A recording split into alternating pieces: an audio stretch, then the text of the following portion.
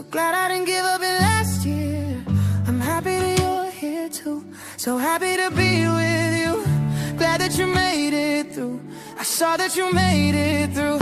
I'm happy to be here. I'm finally living with no fear. I'm living my best year. So glad I didn't give up in last year. I'm happy that you're here too. So happy to be with you. So glad that you made it through. I saw that you made it through. I don't know if you hear it enough, but I want you to know that this song is about you. I'm saying you're more than enough. If you looked at yourself, you would be fucking proud of you. Get that weight off your chest, let it go, let it flow. Let it roll off your shoulders. Don't be scared to be loud, to be proud, to be bold, to be more than they told ya. It's like jumping out of airplanes and swimming with the sharks. The existential feeling when you're staring at the stars. There's a hurricane in my head, but the lightning in my heart makes it worth it. Yeah, I still get nervous when you drop in the stream and you check out this life is. Yeah, it feels like the very first time I can deal with you forever. I am certain, yeah, cause I still get nervous when we all get the point in the fireworks flashing and sparks through the air like the 4th of July. I can build with you forever, I am certain, yeah, cause I still get nervous. So happy to be here, I'm finally living with no fear. I'm living my best year, so glad I didn't give up in last year. I'm happy that you're here too. So happy to be with you. Glad that you made it through. I saw that you made it through. I don't know if you hear it enough, but I want you to know that this song is about you. I'm saying you're more than enough. If you looked at yourself, you would be fucking proud of you. Get that weight off your chest, let it go, let it flow. Let it roll off your shoulders. Don't be scared to be loud, to be proud, to be bold, to be more than they told you. It's like flying in the fast lane, no headlights in the dark. That existential feeling makes you wonder who you are. There's a wild wind in my head, but the butterflies in my heart makes it worth it. Cause I still get nervous when you drop in the stream and you check out this life. And yeah, it feels like the very first time I can be with you forever. I am certain, yeah. Cause I still get nervous when we all get the point and the fireworks flashing and sparks through the air like the 4th of July. I can build with you forever. I am certain, yeah. Cause I still get nervous. Hey! Cause I still get nervous. Cause I still get nervous. Cause I still get nervous. Cause I still get nervous. We all get the point and the fireworks flashing and sparks through the air like the 4th of July.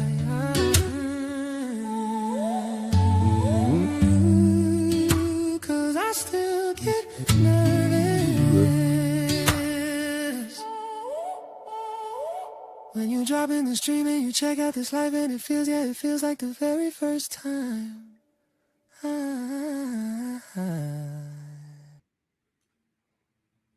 Happy Wednesday, family. How are you doing? It's so good to see so many of you in the chat already. I hope you're having a wonderful day wherever you are, wherever you're watching from. And as per usual, let us know where you're watching from as you're coming in the screen. Not the screen. It's the stream. I'm a little stuffy, congested today, so words are going to be coming out wrong. We're going to see how this is going to go. But so glad to have you with us today. Just real quick, man, listen, if you didn't catch this past Sunday session, it was absolutely phenomenal. phenomenal. Like, I want to call it stupid. It was so good. It was me, Kyle Butler, Britt Hartley, and Joe Pittenger, and we just really had a beautiful conversation. Actually, like, super beautiful, because we were on for 3 hours. So if you got time today, please go back and watch that. It was great conversations. All four of us are former ministers, and so we were having this conversation around what it means to be out of the faith but yet still operationally serving and supporting people, and why we still do it. Like, if you don't have a God, if you don't believe in a heaven or hell, like, why are you out here still trying to help people? And I mean, the answer is obvious, but we platform those conversations because the answer is not always obvious to everybody else. And then the Sunday before that, I was in Mississippi University with our Bridge City, Mississippi club. So that was just incredible. Real quick announcements before we jump in this conversation. Movie night is coming up this Sunday night. Would love to see you there. We do that on the global campus every first Sunday night. And this one is going to be Sinners. So I don't know if you've seen Sinners yet, but hey, that's it. That's it. It's going to be great. It's going to be great, man. Yeah. Why is everybody stuffy today? Oh, I like that. I like that. Thank you. Thank you, Captain. Also, if you're aware, I'm in this competition, Entrepreneur of Impact.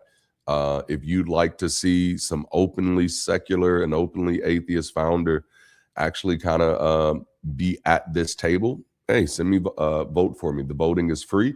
Unless you want to make a donation, you can make a donation and get extra votes. You can make a donation and get extra votes. And those donations go to an organization called Gen Youth, and you can look them up and see how you feel about them and all that great stuff. They specialize in nutritional efforts for children and physical activity. And then also, if you're not a patron, this is a great time to become a patron, because we're getting ready to start our Ask Me Anything, where it's going to be raw, unfiltered. You'll be able to ask me whatever you've been curious about. That's what the Ask Me Anything is going to be for. Whether you want to talk to me about content, whether you want to talk to me about deconstruction, whether you want to talk to me about my personal journey, personal changes I've made in my life, how I went from 580 pounds to less than 200 pounds. That's a whole conversation, right? It's Ask Me Anything. You may want to ask me about some YouTube drama. This is it. This is the time. So if you're not a patron yet, this is a great time to be one. And then also, you can also join through our Bridge City Global Campus. We're getting ready to roll out some new programs there that'll give you access to some things too. Like, we're getting ready to start, for some of our members who are a little more serious, we're getting ready to start these monthly sessions called, I think, Builders Nights, where we're focusing on building out our global campus experience and really letting them take shape and are letting them help shape that environment. And then we're going to start doing these weekly deconstruction nights and weekly group therapy. So, I'm really excited about that. Okay. So are y'all ready for this conversation today? The computer might get a virus from the internet, but not us. I know it, right? I was telling my head of community the same thing, because I was talking to her yesterday. And then she was all super stuffy, and she was like, "Oh, I sound and feel horrible." And then I know I was a little stuffy yesterday, but today it's just like even worse. So I was like, dang, did I get it from her? But nah, actually, almost, I think it's been going through my family. I'm always the last one to get touched, So speaking of family, let's jump into today's conversation. Are y'all ready for this? My title for today's conversation is Help. My family are believers, and we're doing this conversation because this is a very real, I don't even want to say issue. It's just a very real place of tension for a lot of people. And then I noticed that sometimes the way we approach these types of things can lack the nuance that it really deserves. So I actually want to have this conversation with a little more nuance around it. And so we'll kind of talk through this a little bit. I threw some quick notes together. I don't know how long I'll be on today, so you better get in where you fit in. But just to kind of set some things up, so we kind of know where we're going. And like I said, I get 79 pirates. I get so many different people who ask me about, how do I do this with family? And of course, I try not to set myself up as the advice guy, I think sometimes people think they need advice, and what you really need is clarity, right? Um, Advice is most times just useless, but clarity, and that's really what good therapists do. That's what good coaches do. That's what good consultants do. They don't come in and tell you what to do. They help you slow down and look at what you're dealing with, so you can have a better view. So just to kind of open this up, not all believing family relationships are the same. So not all responses should be the same. So some people are really hardcore about this. If they're believers, then get them away from you. And then some people are to the other extreme. If they're family, they're always going to be family, and so that's all that matters. I exist in the space of nuance. It's just like, hey, everybody's situation is going to be different. So this is not necessarily about debating religion. It's about navigating relationships, and the expectations, fear, identity, and power that often come with those relationships. Because the issue is often not belief alone. The issue is what belief is doing in the relationship. That is hilarious. It's not just so okay. Yeah, I should have put that in my. I should have put that like on the screen. The issue is often not belief alone. The issue is what is belief doing in the relationship. So regardless of what kind of relationships we have, and that's the thing, you go through deconstruction or you go through a complete deconversion, and your first question is like, how are my, or one of your first questions is, okay, how are my relationships going to be impacted by this? How are people going to see me? What's going to change? And the real question is, to better understand that, to better get clarity, is like, what does belief actually do for this relationship? How much of this relationship revolves around belief, and how much of this relationship doesn't, right? And it's a very important question to ask, so that you don't set yourself up for failure, in the set yourself up for failure in advance. So it's kind of like this: is belief simply a personal difference, or is it being used as moral pressure in the relationship? Is belief shaping parenting expectations? Because here's the reality: everybody that wears the label doesn't live the life. So there's a lot of people who wear the label of belief, but they don't use their belief in any practical way in their lives. Now, obviously, we know that there are people who do, but when you're dealing with the relationships in your life, that's what you have to look at. Okay, is this belief just a personal difference that we never talk about, we never engage, it never shows up anywhere else in our relationship? Or is this something is this something that they're going to use as moral pressure? Is this something that shapes the way we parent? Is it something that is tied to family loyalty? Because some people have it. Some people are in those type of situations where if you're not a Christian, or and it can be worse than that. It can sometimes, if you're not a Christian, or if you're not a Baptist, or if you're not a Pentecostal, or if you're not Catholic, if you're not Lutheran, it can be, if you're not any of these things, then you're not really loyal to the family. So then okay, belief is playing an active role in the relationship. Is it creating fear about your soul, your children, or your future? And is it being weaponized through shame, guilt, or control?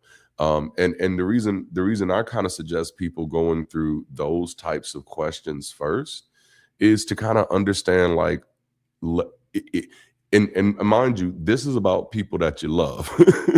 This is about people that you care about. It's to have a more mature conversation. Because, like, one of the things that you don't want to do is you don't want to deconvert, be in a relationship with somebody who doesn't care, and then force them to care. Okay, I'm gonna say that again. One thing that you don't want to do is you don't want to deconvert, be in a relationship with someone who doesn't care, and then you force them to care. Okay. So, and what I mean by that is you've deconverted, and now you're going to try to force them to deconvert, And for them, conversion isn't even a conversation because they don't even care about the belief system. Like they believe it culturally, but they don't actually care about it. But then you're telling them like, no, you have to pick a side. At that moment, like you're creating a problem where there isn't a problem. One thing you're going to start hearing me say a lot over the next few weeks, and a lot of my videos will be talking about this phenomenon of fighting windmills, because some of us are creating monsters where they don't exist. Yeah, I like that. All right, so marriage is one of the toughest places. It's often the most emotionally intense because it touches identity, intimacy, parenting, sex, values, community, and future planning. It's where we're going. Marriage isn't just where we are; it's where we plan on seeing ourselves. And so, if you deconvert while married to someone, that may have a major impact on the future that you were planning together. So there's some key dynamics. You can have one where one spouse deconstructs, the other does not. That was the first. That was my first marriage. I deconstructed. My first wife was not deconstructing. But also, very interestingly enough, I wasn't even bringing it to her. I wasn't talking to her about it at all. I know she could tell that I was kind of going through that phase of like, okay, like he's going to be attaching to this any longer. But that's a very common scenario where one spouse deconstructs and the other doesn't. You can also have deconstructed after you divorced. Okay, yeah. So I deconstructed, then divorced, then start dating again, and then got married, and then like, I think I need to tell this person that I'm not gonna ever be a believer again. I have a family member that doesn't believe in evolution and takes the story of Adam and Eve as fact. He will not budge even when presented with fossil and DNA evidence. Yep, I know plenty of people like that.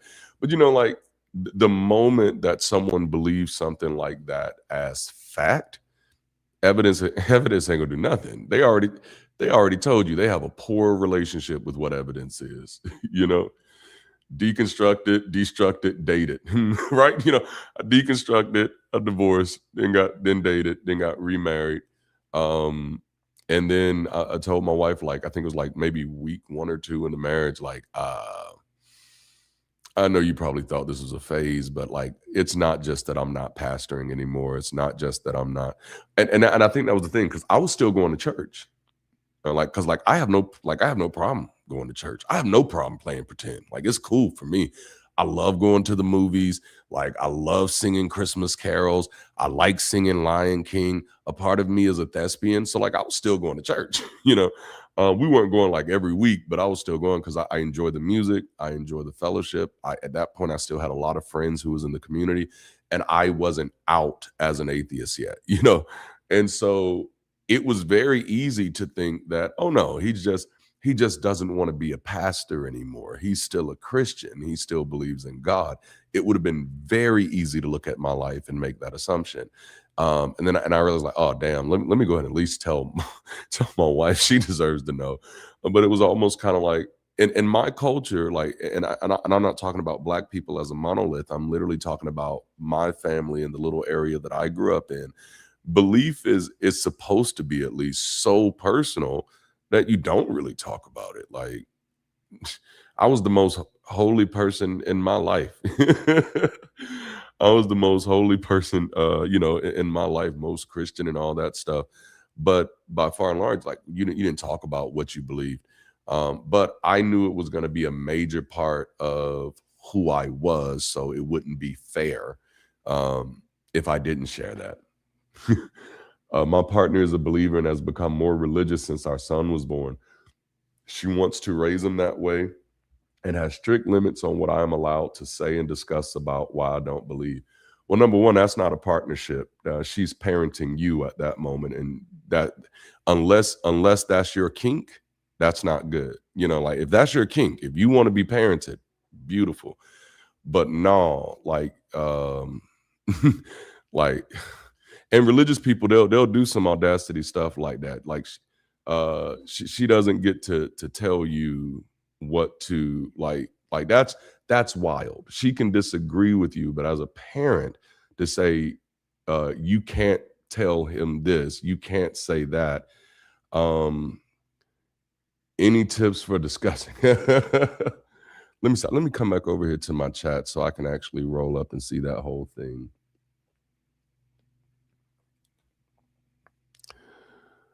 Yeah. My partner is a believer. So I pulled this up so we can all see it. My partner is a believer. Dang it, I gotta move my mouse. Every time I do that, then it covers it and I can't see it. There we go. My partner is a believer and has become more religious since our son was born. She wants to raise him that way and has strict limits on what I am allowed. See, that's the part that just, what I am allowed to say.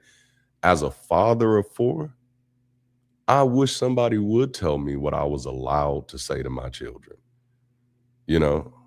And like, how am I being a father if I have to hide my reality from the child? At that moment, like if you can't see me, and to me that like that's what I hear. What I hear is because you don't believe what I believe, and this is one of the dynamics of these type of relationships. If you don't believe what I believe, then I don't trust you. And I'm like, and listen, please don't take this as marital advice, but I am the type of person is if you don't trust me, then we don't need to be in a relationship together. If you don't trust me, and quite honestly, if your belief is like that strong, I don't trust you around the child. You know what I'm saying?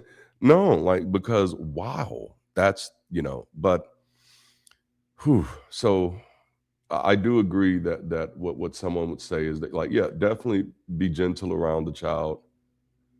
Yeah, that's good. I like that. I would personally say what I want when I want, but be gentle around the child. That's it. Like, yeah, it like you don't have to be, watch this. You don't have to be aggressive to be assertive. Um, but to me, like that's something y'all need to talk to a therapist about at that moment because she it seems like, and I don't want to just put it on her. Both of you have a misunderstanding of what a partnership is supposed to work like if you thought that was acceptable. Now, again, and I want to be very careful here because there is no normal way a relationship is supposed to work. Some people are like, well, no, I just kind of let the other person take the lead. I, from a social perspective, don't find that to be healthy, and I think that feeds really bad paradigms. I don't like hierarchy in relationships at all. It to me is an outdated concept. I don't have a hierarchy. Like my wife doesn't have to submit to me, and I don't submit to her. Sometimes we just gonna disagree. It's just gonna be like that. But we're gonna respect each other. Nobody gets to tell the other one what they allowed to do and what they not allowed to do. At that moment, we need to have some different conversations. Yeah. Yeah, that's it. And like, yeah, just be a father to be a parent to your children. And don't let anybody stop you from doing that, and be the best version of a parent that you can be. And again, you can be assertive without being aggressive. Aggression is probably not going to get you anywhere. But you can definitely be assertive and like, now, hey, and then I've gotten good at it. You can be assertive with a smile on your face, you know. Um, but yeah, thank you for asking that. And that's what I really love is notice, for those of you who are watching live, it isn't just me that's responding, it's other people in the chat. You know, I like that. That's why you mistrix. See, that's why. That's why. Notice that it wasn't just me giving information, it was other people in the chat. And that's the power of community. Community is a life hack. That's not going to be next Wednesday's conversation, but the Wednesday after that. Community is a life hack. You got other people, and that's really it's just a good point to drive home because it's just one of my personal things that I like to remind people of. That's like, this is one of the reasons why I don't really get into the advice space too much, is because I don't want anybody ever treating me or anybody else as a source of truth. Nobody else should be your source of truth, right? But you can get enough people in the room and get enough points of view on a situation that you get more clarity about it. And so that's what I say, instead of being like, oh, I need this answer from you. No, I want as many points of references as I can. And that's what helps gets me a better view, helps gives me a better understanding about things. Dark light is here. Oh, they're only 5 months old. Yeah, you got some time. You got some time. I want to say some stuff funny. Look, just go make love to her right. One good time. One good time. Get her to the point where she's calling on Jesus and then remind her that it's you. I'm sorry. I didn't mean to do that. It happened. Okay, so and so damn, we just in marriage. Because that's a serious concern. That's a serious concern. You know what? I don't know. I know Dark Light is in here, so Dark Light, you may be able to remind Ashley. Oh, that's such a great point. Them postpartum, yeah, and that's where the grace comes in at, right? And that's where the understanding comes in. Man, that's some good stuff. But like somebody remind me on the global campus that maybe one of the things we need to have is a group that meets maybe bi-weekly dedicated to this particular conversation. The conversation of people who are dealing with people in their lives who are not believers. That I think that needs to be something happening. Someone about 15 years ago gave me the nickname Mistress because I went to school for audio engineering. Wow, that is so funny. That is so funny. That is dope. All right, so now I know that you went to school for audio engineering. I'm just like, why you ain't signed up on the production team yet? Like, hey, where you at? Where you at? Who's saying that? Where you at? J Hud. Yeah, like I'm looking for you. All right, so the dynamics here that we talk about, listen, one spouse deconstructs, the other doesn't. One spouse is casually religious, the other is deeply committed. Fear that non-belief changes the moral foundation of the marriage. And then that, it basically lends to tension around church attendance, prayer, kids, holidays, and social circles.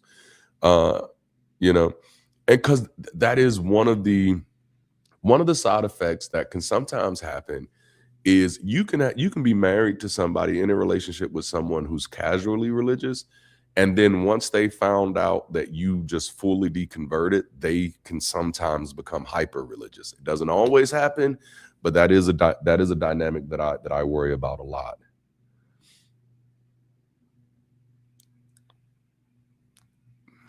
Okay, so Zane, thank you for that clarification. Like, because you know what, and that's kind of fair.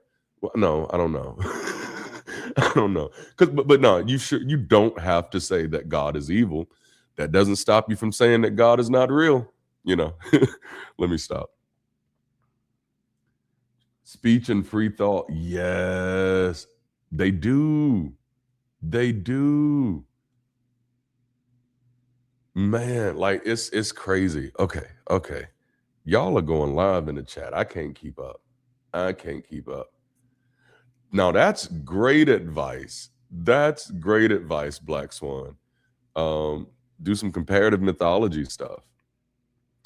But yeah, so that's one of the reasons why I open up with sometimes it's like it's a really good idea to take inventory of who that other person is before you start presenting information to them. Because sometimes like we create the problem by presenting the information to deconvert. And it's like, instead, maybe we want to start. And again, this isn't advice, this is a suggestion, but maybe the place you want to start, if you haven't yet, is instead of just saying, hey, maybe just start with your deconversion with no expectations of anybody else. I deconverted. And this is, for married people. Okay, so you go home, hey, I deconverted. Now you ask yourself, can I be married to a believer? Before you have the conversation with them. For me, that answer was absolutely not. And again, I have a lot of different reasons. But for me, I cannot be married to a believer. I cannot. I cannot. Now, thankfully, I have some wonderfully amazing friends who can. They got some really good believers. They got some really, good things going on. But for me, I knew that long term, number one, just because of the type of work that I do, the type of person that I am, that would absolutely be a personality clash. It wouldn't be productive for me. It wouldn't be productive for the other person unless they had to really put their belief in a back seat. And I find that unfair. I find it unfair for someone to have to hide who they are to be in a relationship with me. And also, like, I am a very hyperactive person. So if I'm in a relationship with someone, I'm all in. And so I'm going to expect that person to be all in with me. And so I just feel like that would be completely unfair. But that's because of my personality type. That's because of my neurospicy. And that's because of the type of work I do. For other people, it's very different. Yeah. Follow the laws more than the commandments is diabolical. It is diabolical. But some of the things you can think about is like some of the things we often overlook is when we don't have the belief anymore, especially if we fully deconstructed. And my process happened like once I was out, and I guess because I'd been a pastor for so long, I had really been deconstructing the whole time. But when I came out, it was quick for me, right? It was just like, oh yeah, I don't believe any of this anymore. And it was like, whew, I'm so glad to be done with that.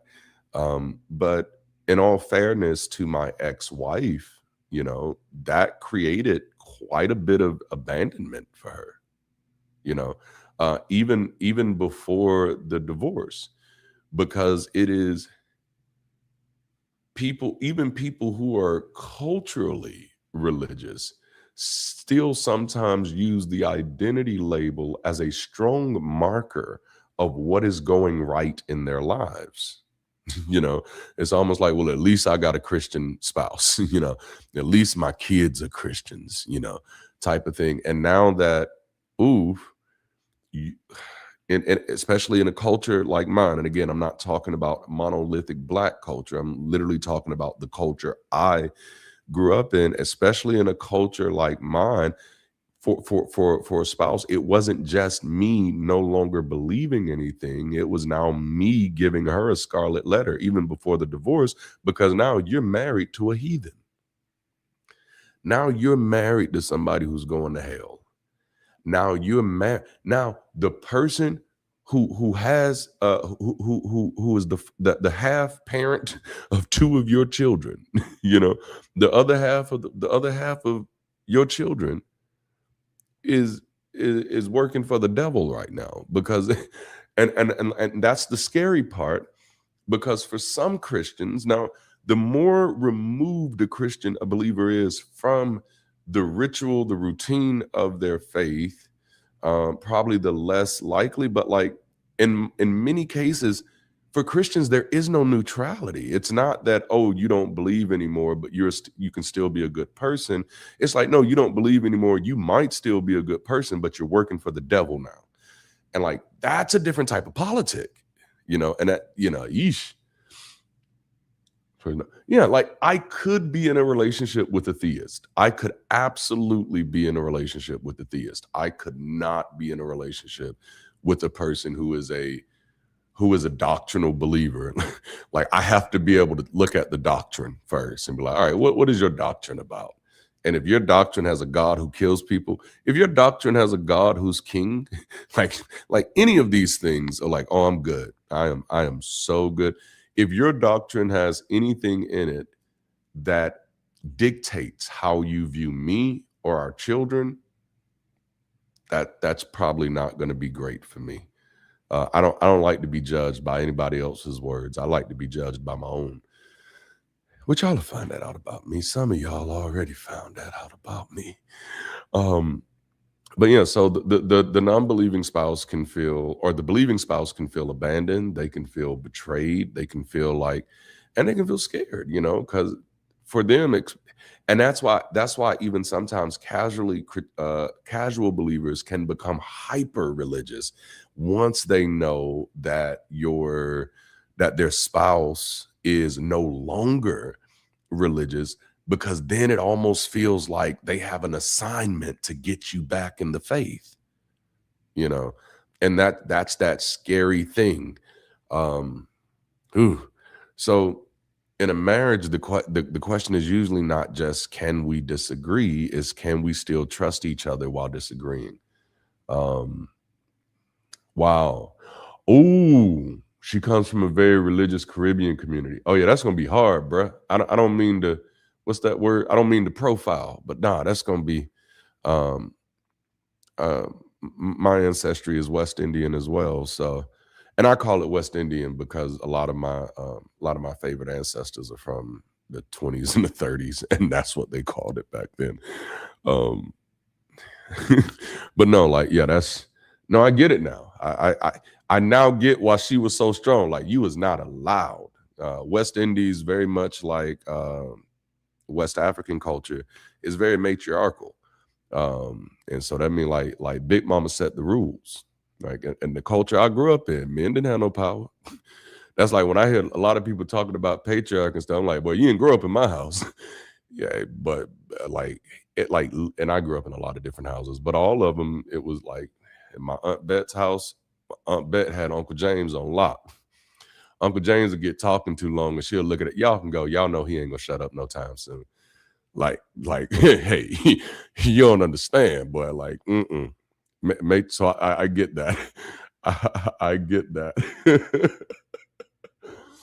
Oh man, that's hilarious. That is so hilarious. I'm sorry. I just had a flashback. I had a flashback. But yeah, like, man, that is so true. That is, you never know how things will work itself out. And that's the thing, like, the question is, how much are you willing to work? And that kind of comes back here. It's not, can we disagree? Because like, or it's not, we don't have to agree on everything. Me and my wife don't agree on everything. It's what's the utility of the agreement, right? And it's just like, yeah, be a great father, be a considerate person, and you go from there. Oh man, y'all gonna have me cracking up now. All right. But okay, so here's some questions worth exploring for this. What does honesty look like when your beliefs change? And those are some places you can start. Again, the biggest thing is, I think, the biggest takeaway from this, I think, when you deconvert, do not try to deconvert the other people you're in a relationship with. Don't turn them into your experiment.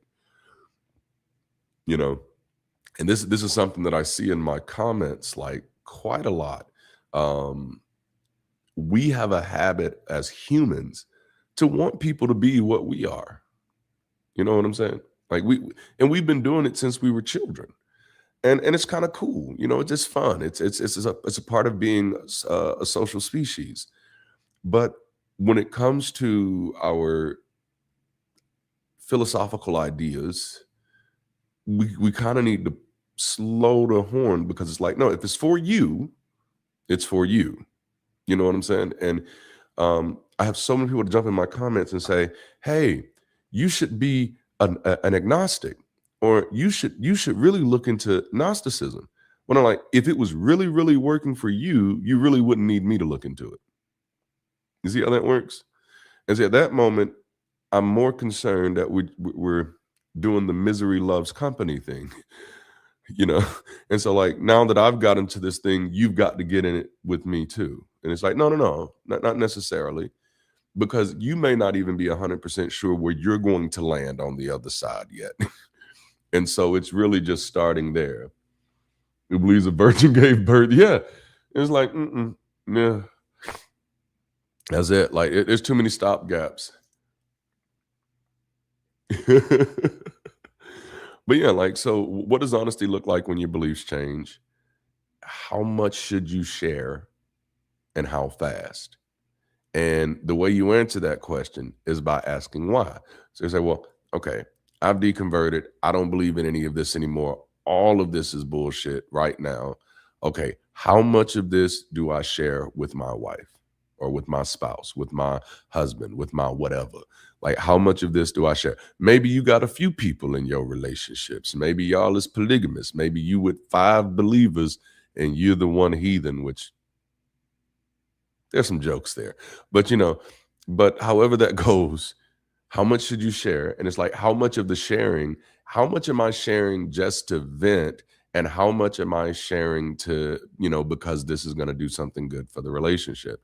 And come if we're being honest, it's like you already kind of know how the person is going to respond. Like, you know, if you're married to a hyper religious person, right? Like, you know that.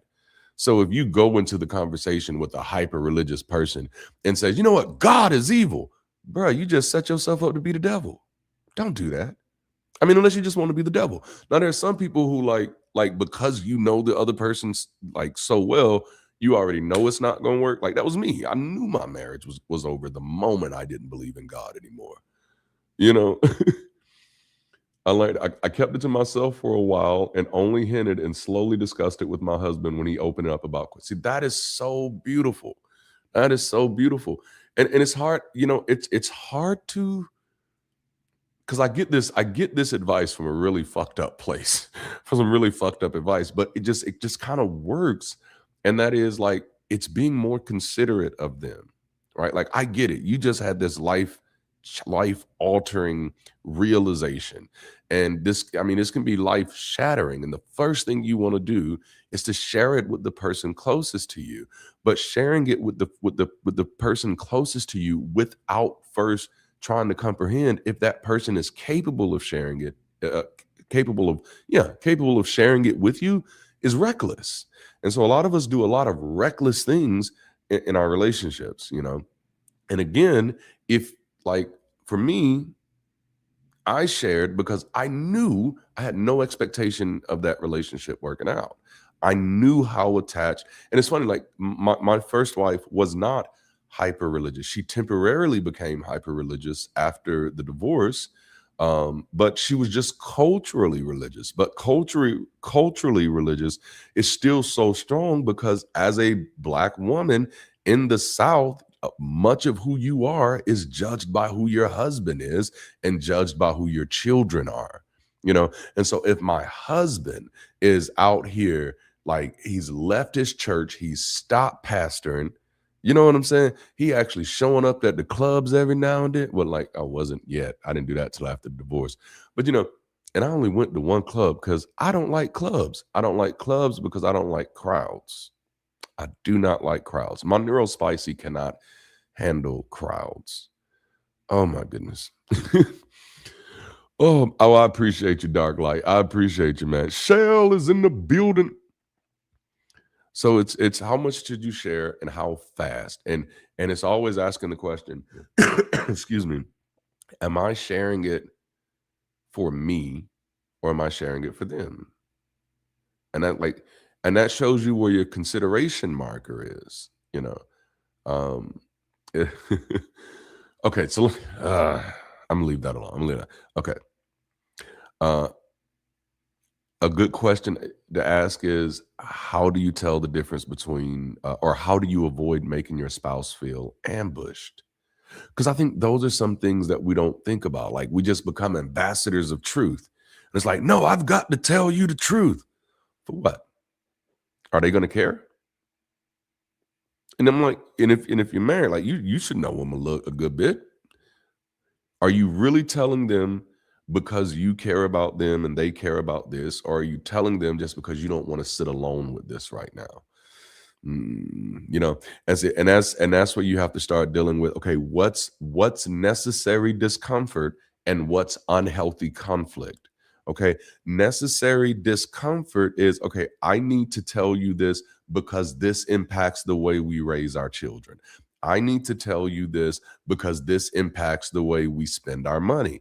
I need to share this with you because this impacts what we're going to be doing on Sundays from now on, or why I'm not going to be at church on Sundays. And for many people, like, I know they better with you not going to church than they are with you saying you don't believe.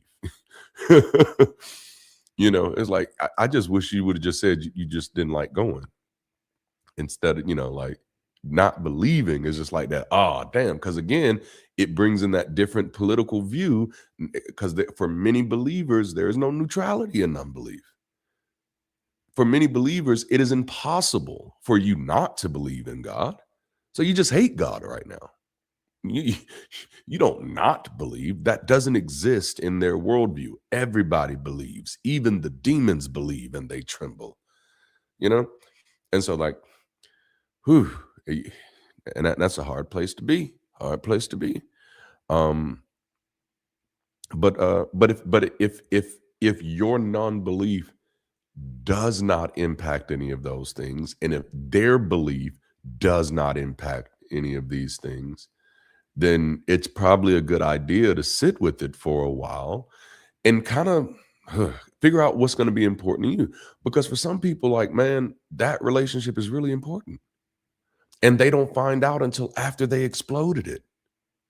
And it's like, damn, you know what? I really would have stayed with the old girl. I really would have stayed with the old boy. I really would have stayed with them, you know? But I got temporarily into my little thing, and I was being so aggressive instead of assertive that I ruined the relationship, and belief wasn't even a central uh tenet of that relationship. That wasn't what your relationship was built around. You went from a relationship where you two were casually believers, where and you didn't even go to church, you know, you're casual believers, you don't even go to church. And the moment you decide you're not a believer, now religion is the number one topic in your household. That's a deviation. That's not healthy. That's not going to produce what you want, you know. Um, and so that's that key thing. If the marriage was never built on belief in the first place, like if it was, then don't make it about belief. Keep that shit out of it as long as you can until unless it's impacting those key areas. How we parent, what our weekly rituals look like, you know. And then you ask yourself, like, well, now she wants to go to church, or now he wants to go to church. Some people want to go to the bar, some people want to go to the hockey league. You ask yourself, what, and it's okay to get down into the nitty-gritty. Am I okay being in a relationship with someone who goes to a church on Sundays? Sure. What would be my boundary? The moment they start requiring me to go. you know, but even for me, that wouldn't be a boundary. Well, it would if it was a requirement. I don't like requirements. I'm kind of like an anarchist in that sense. Um, man, exactly. Family went to church for weddings and funerals. I never tell my beliefs to my relatives. The only time I have to play along is when they want to pray before a meal. That's it. And that was the one that I used to have to do a lot. Even after I told everybody I was no longer a believer, they'd still want to force me to pray over the meals. And I would still do it for a while, but I just wouldn't say in Jesus' name or in God's name or in your son's name and none of that.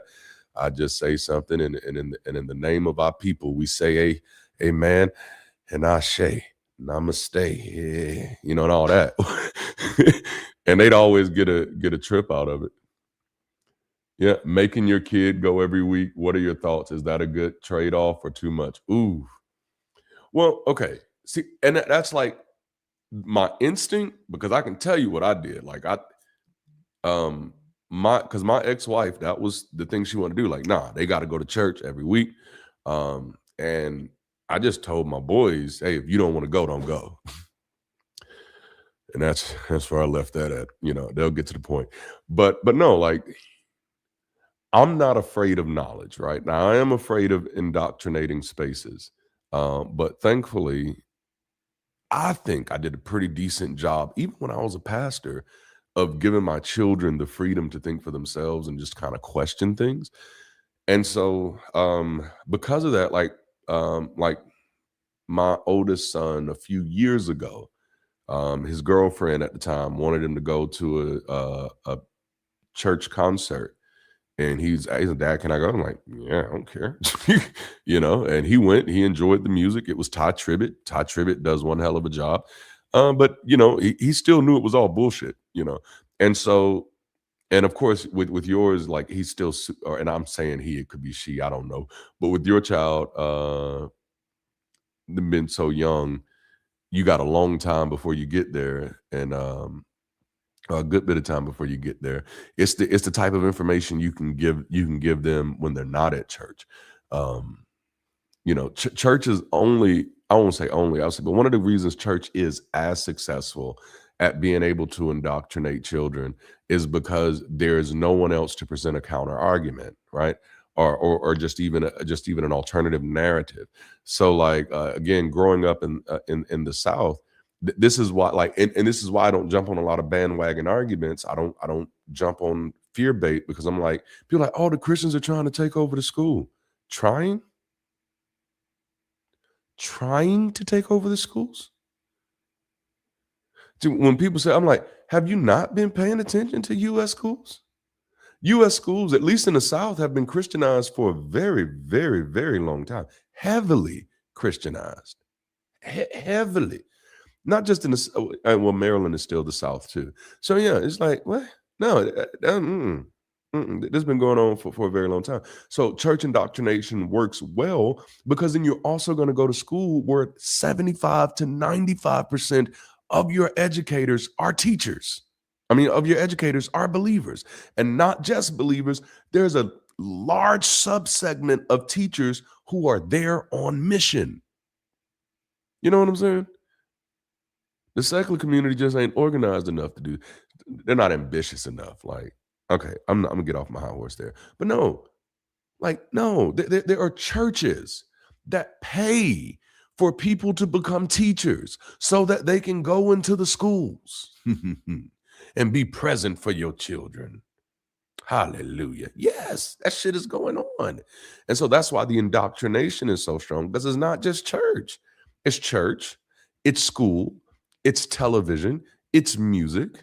You know, I think we were having a conversation in Trigger Warning one time, and someone was saying, like, because we were talking about how self-deprecating gospel music can be, Christian music can be. I give myself away and all this stuff.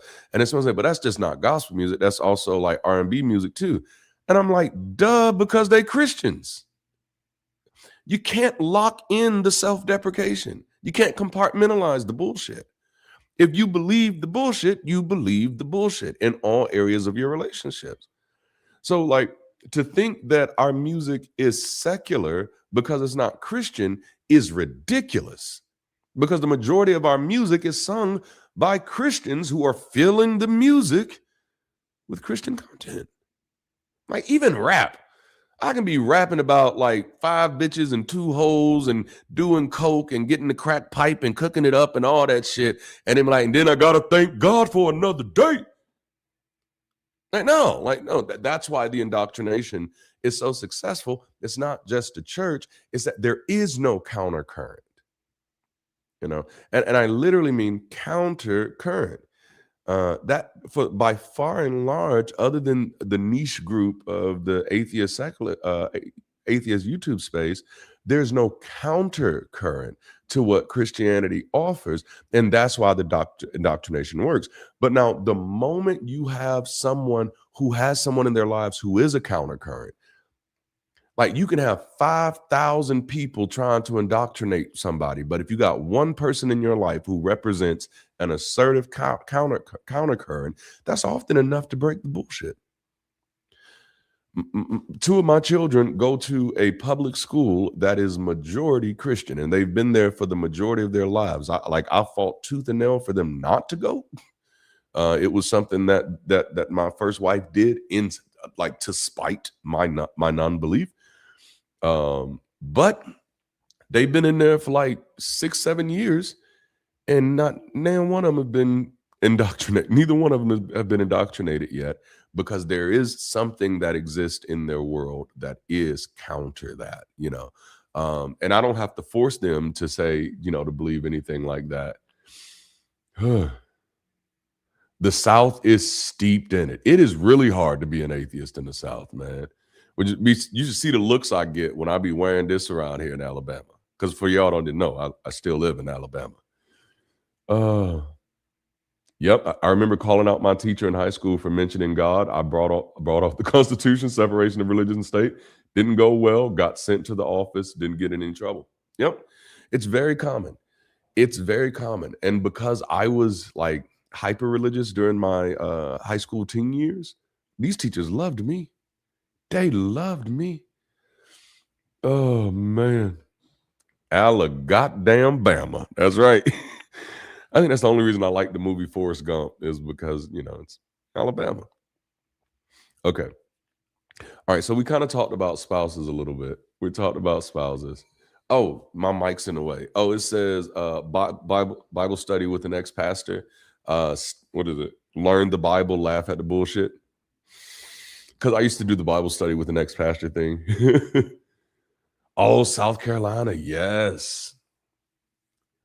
And I find it really difficult to leave. Both my parents are pastors who have narcissistic tendencies. My dad is a psychologist. He knows how to manipulate. I don't know what to do. Let's talk about parents, because that is the next one on the list, because that's real. That's real. All right. So, and if you don't mind, I think that was Haynes. Your comment just went up a little bit. And Soul is absolutely right. Comparative mythology is a good subject that's non-aggressive, without creating a villain. And that's such a good point about not creating a villain. Haynes, if you can, and I can't. Let me get back over here and scroll up, see if I can see. Da-da-da. Yeah. Yes. Haynes animates. If you can, Haynes, let me know your age range. You don't have to put yourself out there too much, but your age range, just so I have that in mind for context. And yes, I am using StreamYard. Is that Nurse B More? I like that. The covered in the blood of Jesus thing. And that's funny. Okay. Oh, that's a super chat. So I got to pull it up. Let me pull it up. Why do Christians say covered in the blood of Jesus? And thank you for that super chat. First of all, that's gross. It is. And second, that does not give you an excuse to be horrible in real life. Right.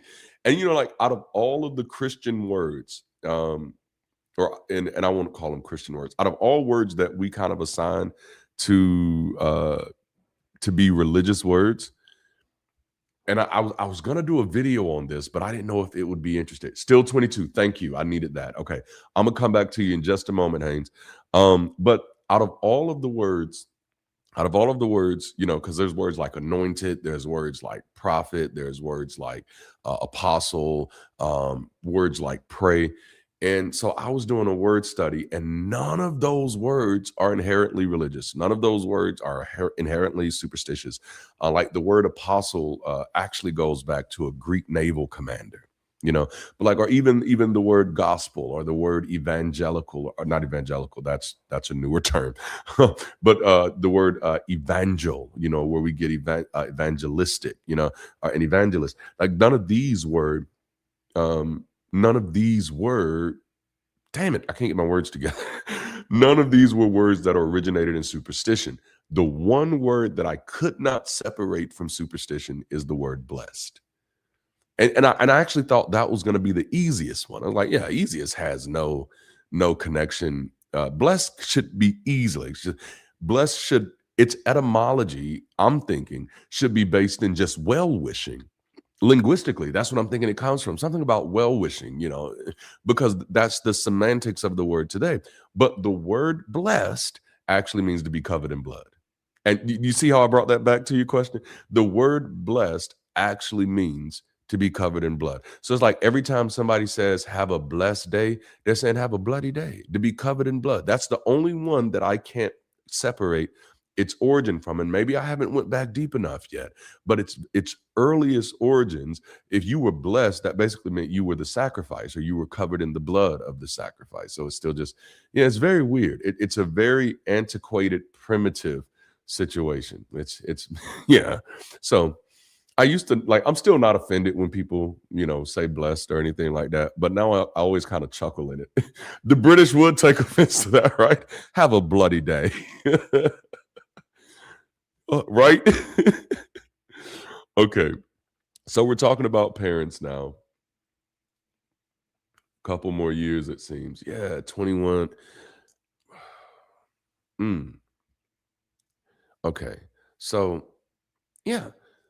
So the first thing I have in my notes about parents is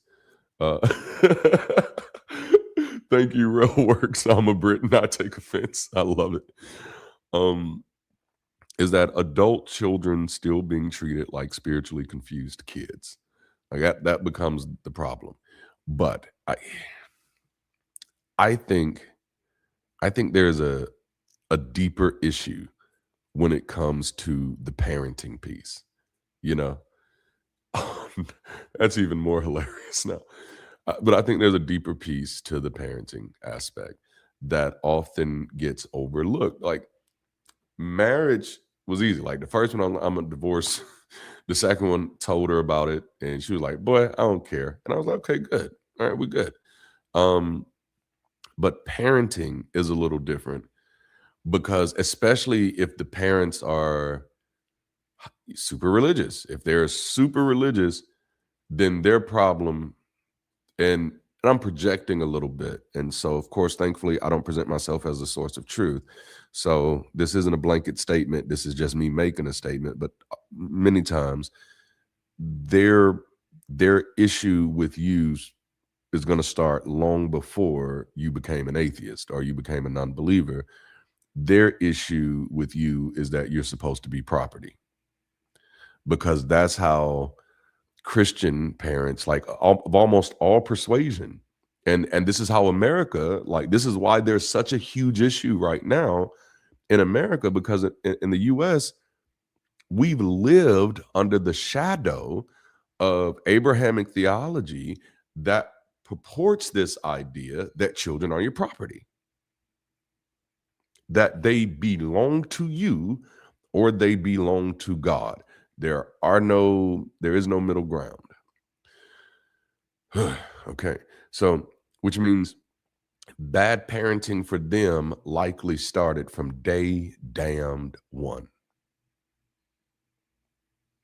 I'm harsh on parents. I am very harsh on parents. It's like, no, bad parenting. If you believe your children are property, if you and again, I'm not saying this in a way to say, oh, everybody go shame yourselves and feel bad, you know. Wow, that's crazy. But it's like, no, if your children are property to you, and this is how I grew up, and this is how I was raising my children in the first parts of their lives. You know, we grew up under the paradigm that I brought you into this world, I can take you out. You know,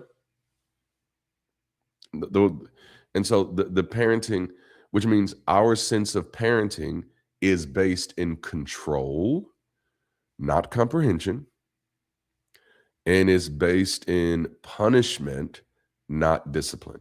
Like I want my children to have discipline. I feel no need to punish them. Life is going to punish them if they not disciplined. I ain't got to do shit. Life is going to do that. That's right. Like it's not a phase, mom. Yeah, yeah.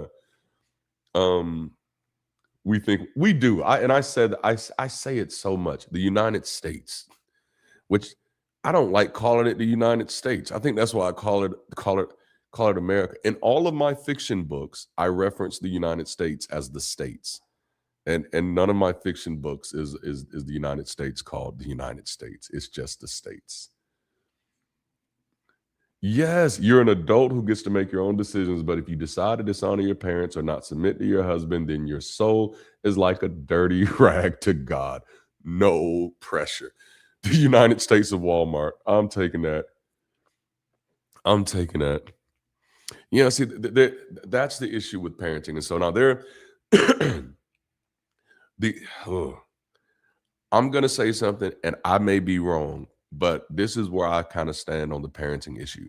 You either have good parents or you don't.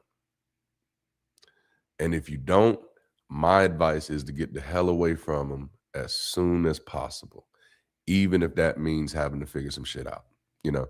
But we have to figure out what good parenting means to you.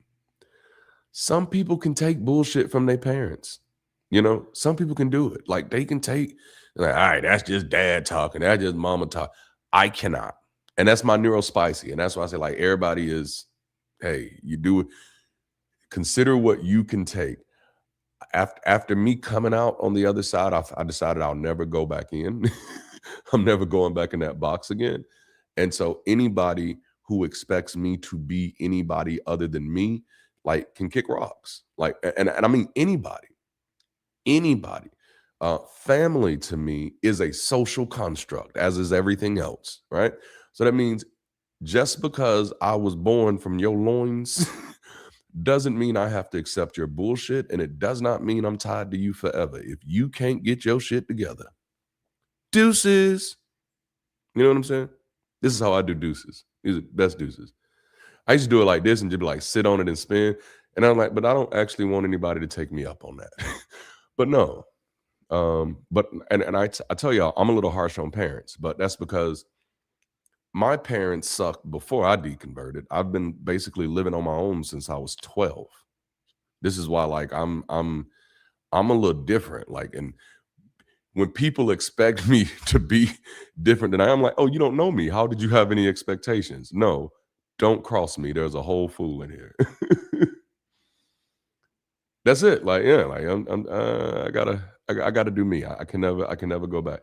Anybody can be in my life and be themselves, as long as they're not creating harm for me or harm for other people that I can see. I don't really care what they believe. I'm not gonna try to, like, if you watch my content is never you should be an atheist. That's not how I live my life. I'm not out here trying to find Christians and say, hey, why do you believe this stupid shit? I don't do that shit. If you watch the video of why I share content, there is nowhere in my content that says I am trying to change anybody else's mind. I don't even live there. So because I don't live there, I find it absolutely intolerable, insufferable, disgusting even for anybody to try to do it to me on anything. Well, Darante, you should really become an agnostic. No, you should really fuck off. I don't like colonizing type of people. I don't like colonizers. You don't get the fuck away from me. I don't have to do anything just because you do it. If you really want me to do it, let it work for you. And let me see it working for you, and maybe I'll consider it. But the moment like someone comes to me and is just like, oh, you should do this because I do this, you're likely the type of person I'm gonna X out of my life real quick. Because that's not a mature place. That tells me like you got some issues. It's like when you hear somebody in a relationship, like, hey, I just want somebody to make me happy. What you just admitted is that you're not happy. Ooh, y'all ain't ready for me today. Y'all ain't ready for me. I snatched it out. I did. Oh, did I break it? Oh yeah, I think I took the cube off of that one. But no. Hate phrases like "go to Christian" or "go to hell." As a Christian who is slowly drifting away, hate these. Yeah. It's like, no, because I know like anybody can be around me, then that's the thing that I'm gonna expect of everybody else, including my parents. I'm like, hey, you were fucked up your whole life, and I don't question you. So the audacity of you to question me about belief, My husband is still very religious. We have 3 young children. I told my husband I cannot call myself a Christian. He said that our kids will know. Yeah, that's the thing that, listen, one of the reasons, and this is why I said I personally couldn't be married to a believer. One of the reasons I deconverted was because I could no longer admit that the church wasn't creating division in families. Right now, like one of the main reasons there's so many destroyed families is over biblical bullshit. You know how many conferences there are about biblical marriage? Like, this is how you have a biblical marriage. Which fucking marriage from the Bible would you want? You want to be Adam and Eve? Is that the biblical marriage you want? Or do you want to be Abram and Sarah and Hagar? Which biblical marriage do you want? Do you want the biblical marriage where God gets to sleep with your wife before you do? Which biblical marriage do you want? And so, like, for me, the more seriously a person takes the Bible, the less seriously I can take them. Right? What was biblical before the Bible was compiled? The one with as many concubines as I can afford. So you're wanting the David and Solomon package, I see. All right, we're gonna get him upgraded for the Solomon package. Which one was it? I think it was David. Like, according to the scriptures now, the way they knew David was dead is that they put a new concubine, a virgin, in the bed with him, and he didn't salute. The tent didn't go up, and so they said the king is dead. Funny stories. asking questions because I generally can't wrap my head around how you can believe in contradictions. Yeah, it gets that way sometimes. Like, so this is what you believe? How? But for me, what is it? What's that old saying? When someone shows you who they are, believe them. So what I typically do, David and Bathsheba, what I typically do is the moment I see that you just believe bullshit, I just kind of step off because I like okay. Let me just kind of get like 100% real. The reason I can't be in a relationship with a believer is because you have an imaginary friend that you will use as an excuse to mistreat me. There's like as long as that exists as an option, I can't be if you exist as a wild card. You could hear a voice one day that tells you to do something and you will not check yourself. Like that's why I can't be in a relationship with a believer. Like, and when I say relationship, like I mean like, no, you can't seriously be connected to me. Like you can be in allegiance with me, you can be associated with me, but you can't handle anything that seriously impacts my life because I can't trust that your imaginary friend might not convince you to start stealing from me to transfer the wealth of the wicked into the hands of the righteous. I can't trust if your imaginary friend might tell you to start doing something to my children. I can't trust if your imaginary, it's like, nah, I just, anybody. And that was, and that's real. Cause remember I told y'all when I first deconverted, I was still publicly a Christian. Like if you would have saw me, you would have thought I was a Christian, even though I didn't believe because I was still active in churches. I was still working in churches. And then I went through something that I've shared before. And it was just a thing like, no, because you're a believer, you felt that it was okay to not pay me what you were contractually obligated to pay me because God said he wanted to test my faith. I can't be in relationship with anybody that's a possibility to happen for. Because no. And the sad thing is, like for me, if it would have just been me, it would have been fine. But it was me and my 4 kids and my wife, you know. Yeah, like, well, it's not just that they have the delusional thoughts, but that they give their delusional thoughts agency. You know what I'm saying? Like, I have intrusive thoughts. I have horribly intrusive thoughts. You think I'd probably be a serial killer when you hear my intrusive thoughts, but I have like really bad intrusive thoughts. I hate driving over bridges and ravines and shit because my intrusive thoughts are so bad. Wouldn't it be cool if you just drove off the road right now? Well, don't you want to know what would happen? Like, those are my intrusive thoughts.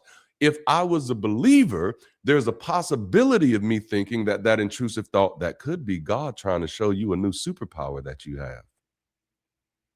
And so that's just like, that's scary for me. Oh man. So yeah, so for the parent thing is hard. Like, and it's a question, it all boils down to whether you have good parents. And I think that's what all these things boil down to. And when I say that, I don't mean that by any one standard definition. I mean that by who they are to you. If the relationship that you are in with your parents, if the only benefit you're getting from it is I have a place to stay, if like, and that's it. I got a place to stay and I got a place to eat.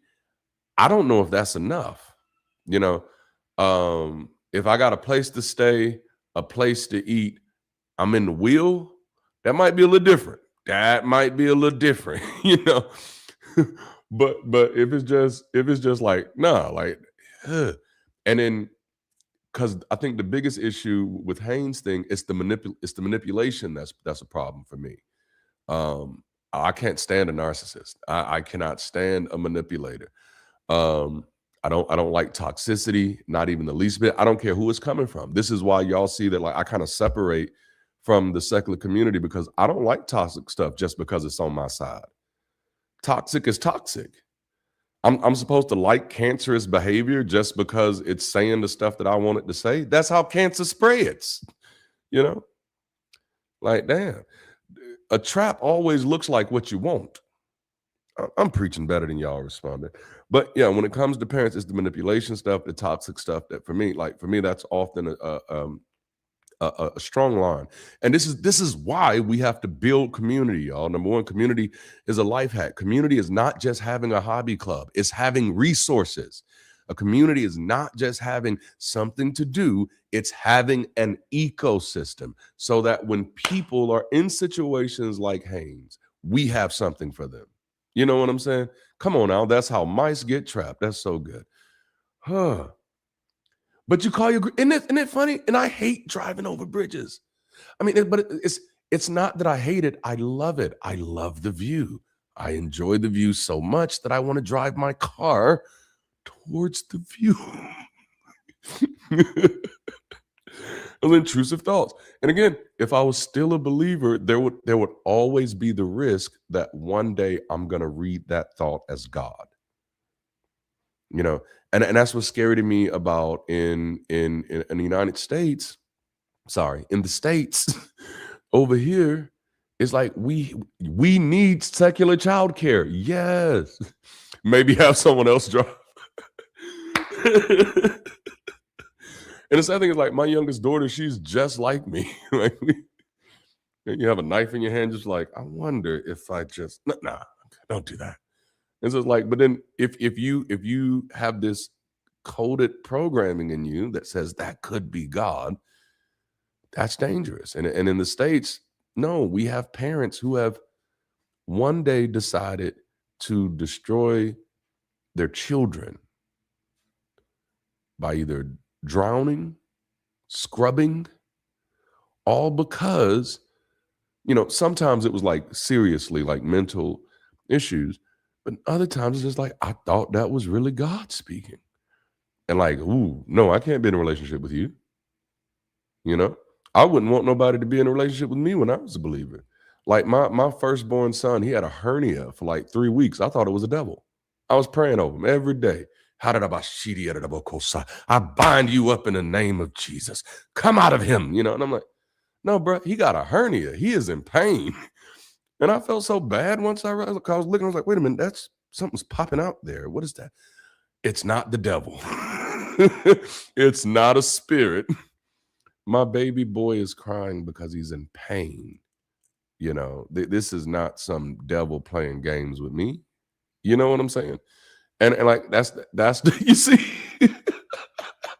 that was it. Like, and this is why I speak against religion. Like, I don't need nobody else's life to find what's wrong with religion. When people ask me like, dude, why are you an atheist after being a pastor for so long? I have a good ass memory. That's why.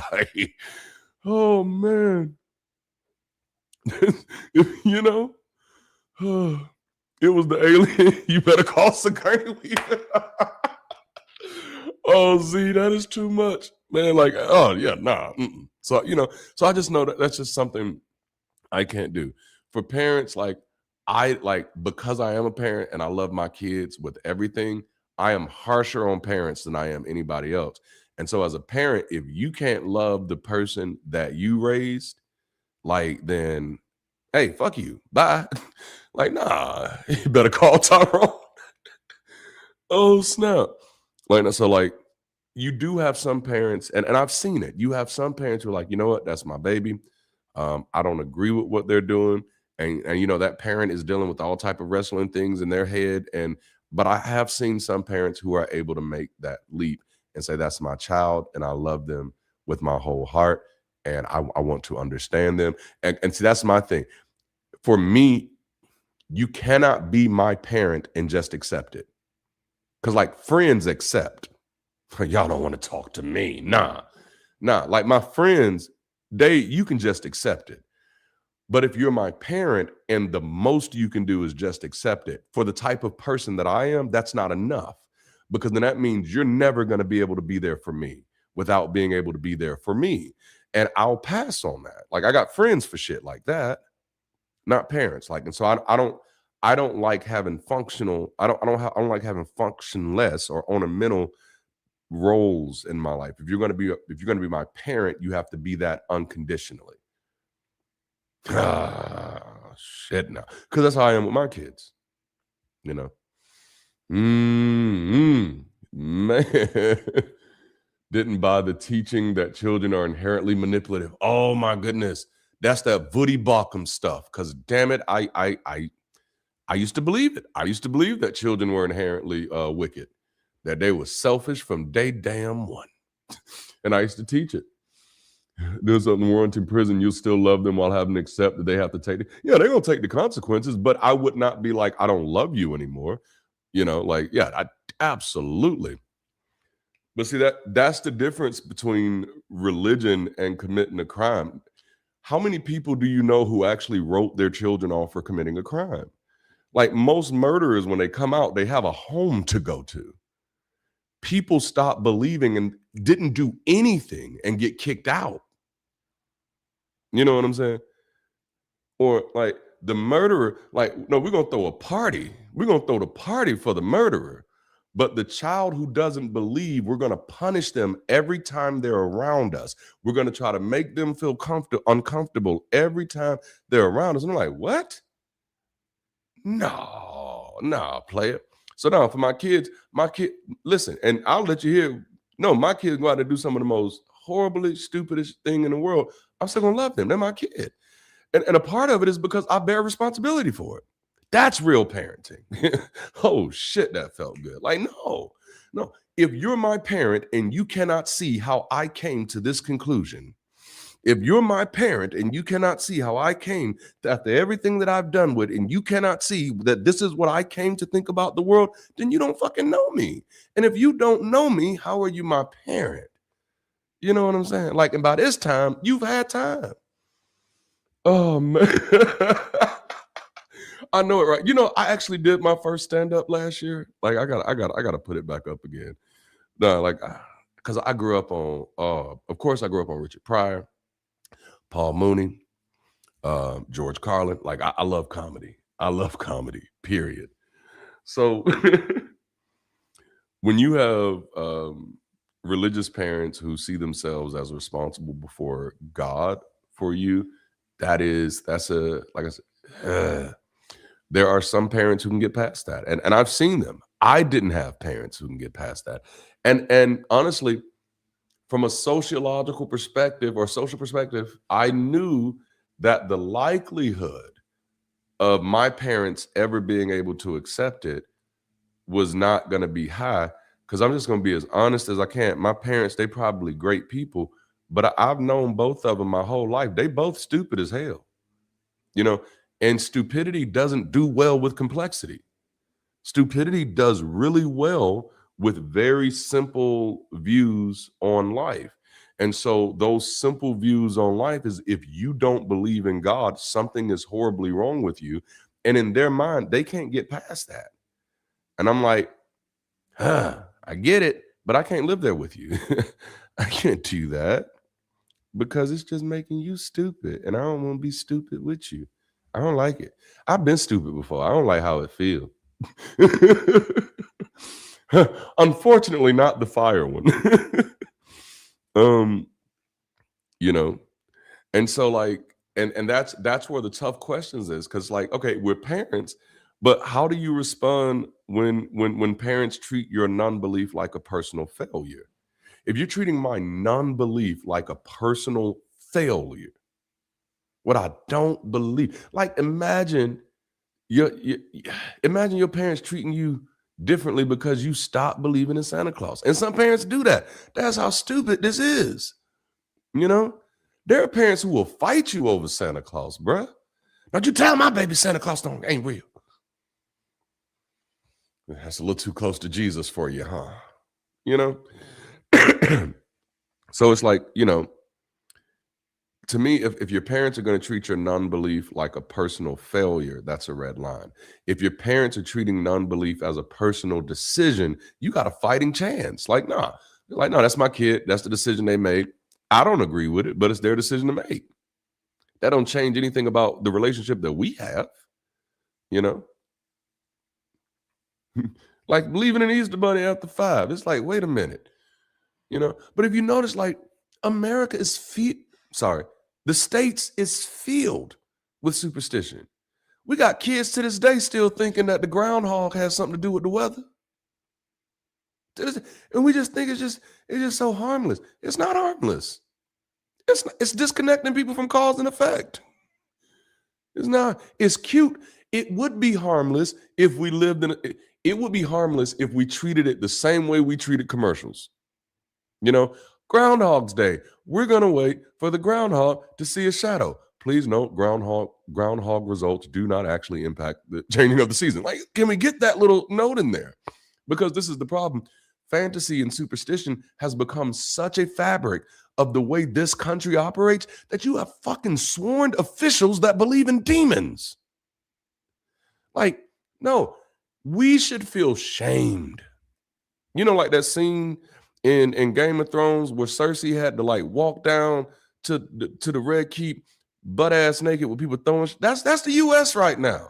Shame, shame, shame. Because this shit is embarrassing, and it's not new. It's not new, man. Not so fast toy commercials. My parents care enough to play nice, even though I've left the church. But my dad has resorted to backhanded comments, like at least we have. Wow, like yeah, that's where that goes. And they celebrate any holidays, and they have the most boring music. Yeah, I told you I couldn't. The only reason Christians got me is because it was the charismatic Christians. Like the boring Christians would have never got me, like ever, man. But then it also comes back to this other one. When is it worth explaining your journey, and when is it not? You know, I'm at Bridge City out of spite from my dad. You know, oh man. When is it worth explaining your journey, and when is it not? And this is playing with a little mastery, but I advise it. That is weird. How did Michael Jackson turn out with great music if he was a J-Dub? But it's also like, how did the Wayans come out with so much comedy if they grew up J-Dubs? It's amazing, man. But it's like sometimes, and it's for anybody who hasn't like, you know, told anybody yet. If you know that your parents are kind of foolish and super duper religious, and it's just gonna break their heart and they're gonna mistreat you, if there's any way that you don't have to tell them until you can get the hell away from them, try that. Try that. Oh man. Let my people go. You felt good. You felt good or some kind of peace in church. Okay, most religious people claim that something chemical is happening. It isn't the Holy Spirit. Right, yeah. And that was like one of the most beautiful things that I found out. Once I found out that it was something chemical happened, it's something chemical, it's something neurological, something physiological, and something psychological and sociological happened at the time. Once I realized that, I was like, oh, who the fuck needs the Holy Spirit? I can make this happen. That's one of, you know, life finds a way. That's my favorite Jeff Goldblum quote, by the way. So, damn, we're going to turn that into a t-shirt or something.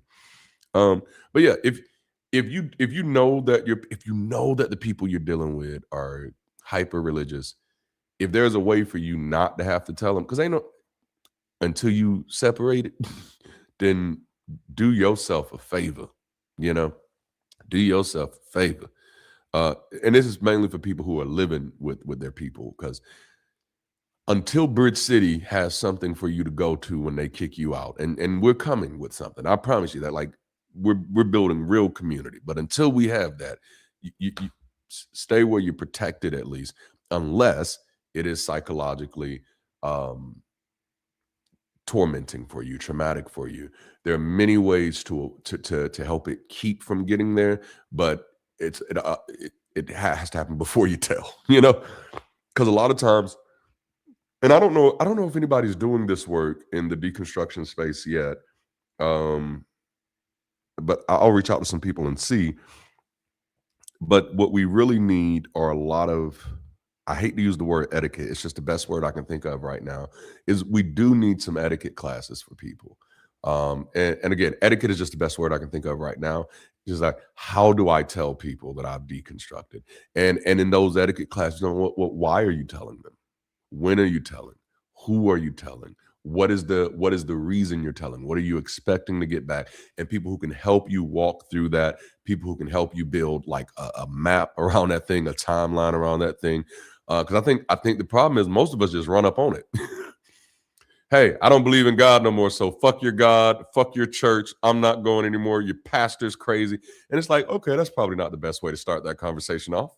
You know, we're probably not gonna have a good ride after that. You know, that's why he makes what he makes. That is hilarious. Ugh. That's right. It doesn't stop us from liking something we enjoy. And that's the thing. Like once I realized that it was biology, then like I didn't need the Holy Spirit anymore. Like, no. And I was one of those people. I enjoyed church. Like, I think that's probably one of the, like, so many people in the secular community wasn't a part of any good churches. I hate to say it, when I hear their churches, I'm like, oh, you went to the churches that are on TV. And when I say TV, I'm not like talking about mega churches. I'm talking like, no, you went to the church that people went to on TV, like in television shows, like the boring churches, where y'all had catechisms and shit. Like, sorry, they would have never got me.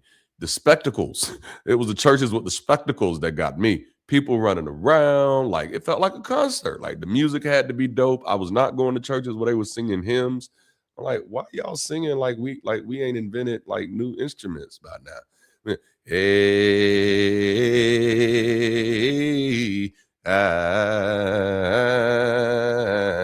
hey, ooh. And I'm like, can't we just have a special day for like this song where we remember the bridges that got us over? But damn, yeah, the music in the Pentecostal services, but they used to be going in, bruh. And then as they matured, I hate to use that word, but I say evolved, as they evolved and became like the charismatic bigger church, man, they have some of the best arenas out there. They have some of the best musicians out there, some of the best music.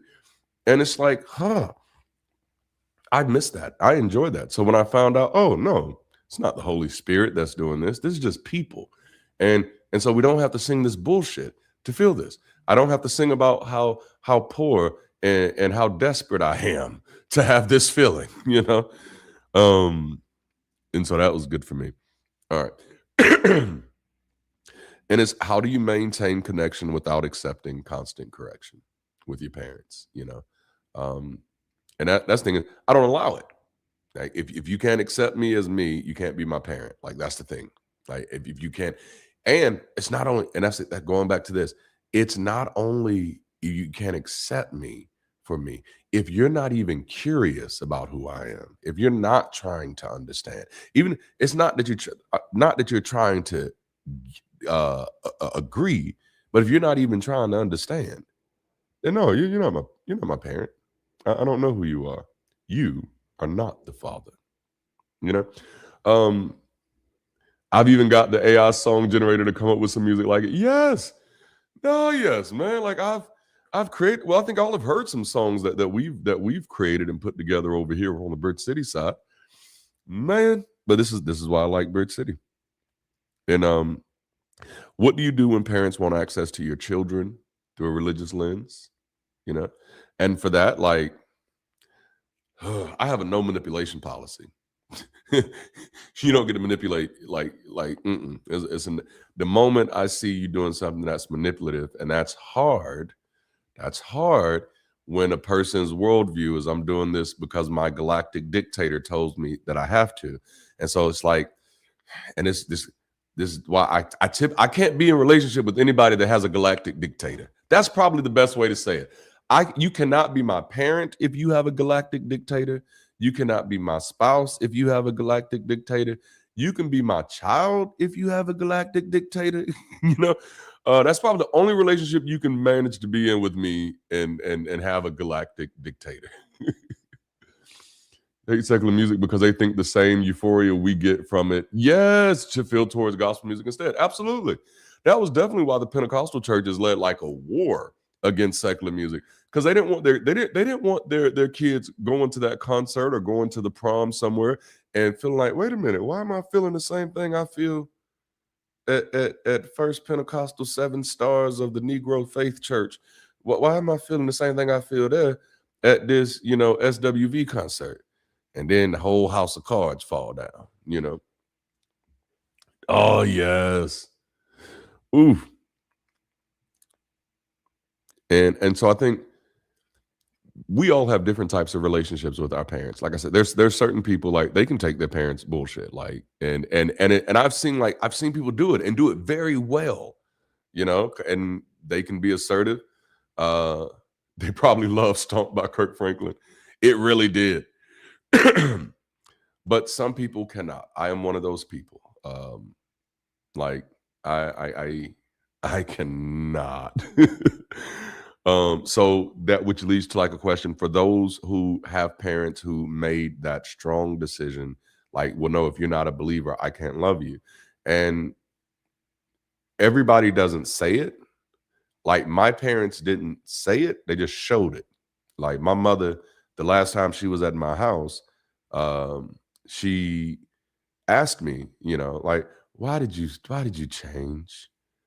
And I'm not gonna lie. I was 100% offended at this question. I was 100% offended that she had the audacity to ask me this. This woman has abandoned me more times in my life than I can count.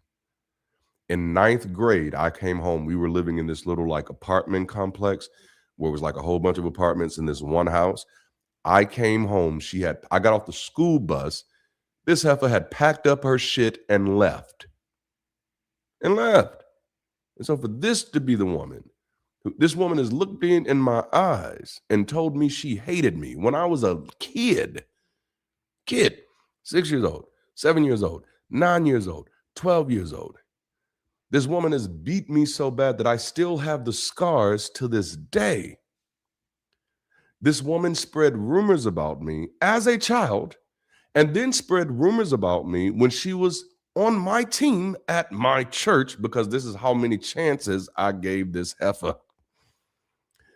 And instead of walking away from her, I walked away from God, and she felt like that was a line too far. And so when someone like that asked me, "Why did you change? Why don't you believe in God no more?" Heifer, you got a front row seat to the damage and trauma that's been in my life. What reason would I have to believe in God? And if you can't come to terms with that on your own, then I know you've never been paying attention to my life. I know that you don't care about any of the harm that you put me through. The only thing you care, because you have a guarantee that I'm going to always be right back. Man. So she got so upset with me that she decided to hug everybody in my house except for me before she left. All right. This is you choosing to be who you have always been. It wasn't for me, and that's why I said it depends on. For me, it was never about me being an atheist, because I wasn't an atheist when you abandoned me. I wasn't an atheist when you spread rumors about me.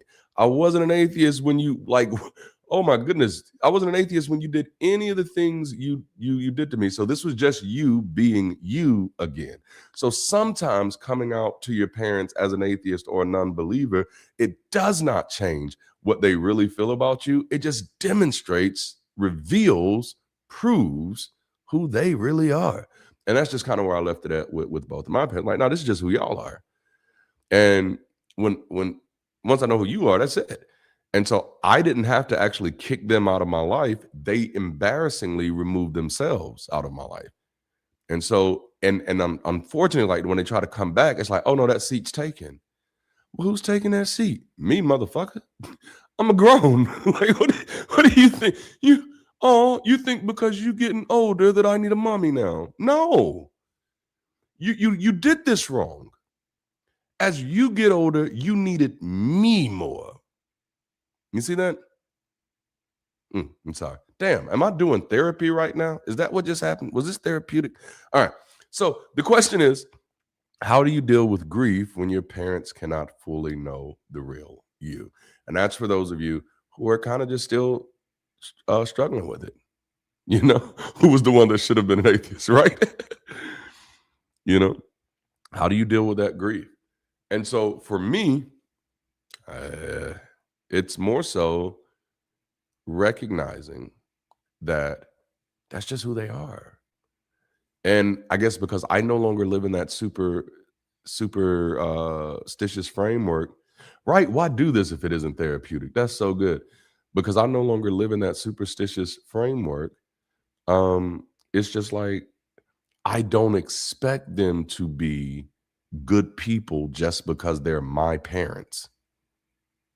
Actually, when I look back over the map of who they've been, I have no good reason to believe that either of them are capable of being good parents. I have no good reason. They had no incentive, and this is me being as understanding as possible. They had no incentive to be good parents in the culture that we come from. That, again, not talking about Black people as a monolith, talking about where I specifically grew up, Dothan, Midland City, Ozark, Alabama. In this culture that we grew up in, that the language is those are always going to be your parents. So there is no incentive for parents in this area to become better. See, and those things, parents were always did the best they could, even when they weren't trying. They were just doing the best they could. Wait a minute. If that was the best they could, then I need you to be walking around with your head low, a little something, something. Like, nah, you don't need no participation trophy for this bullshit. That was your best? No, I'm gonna need you to do better. Try harder.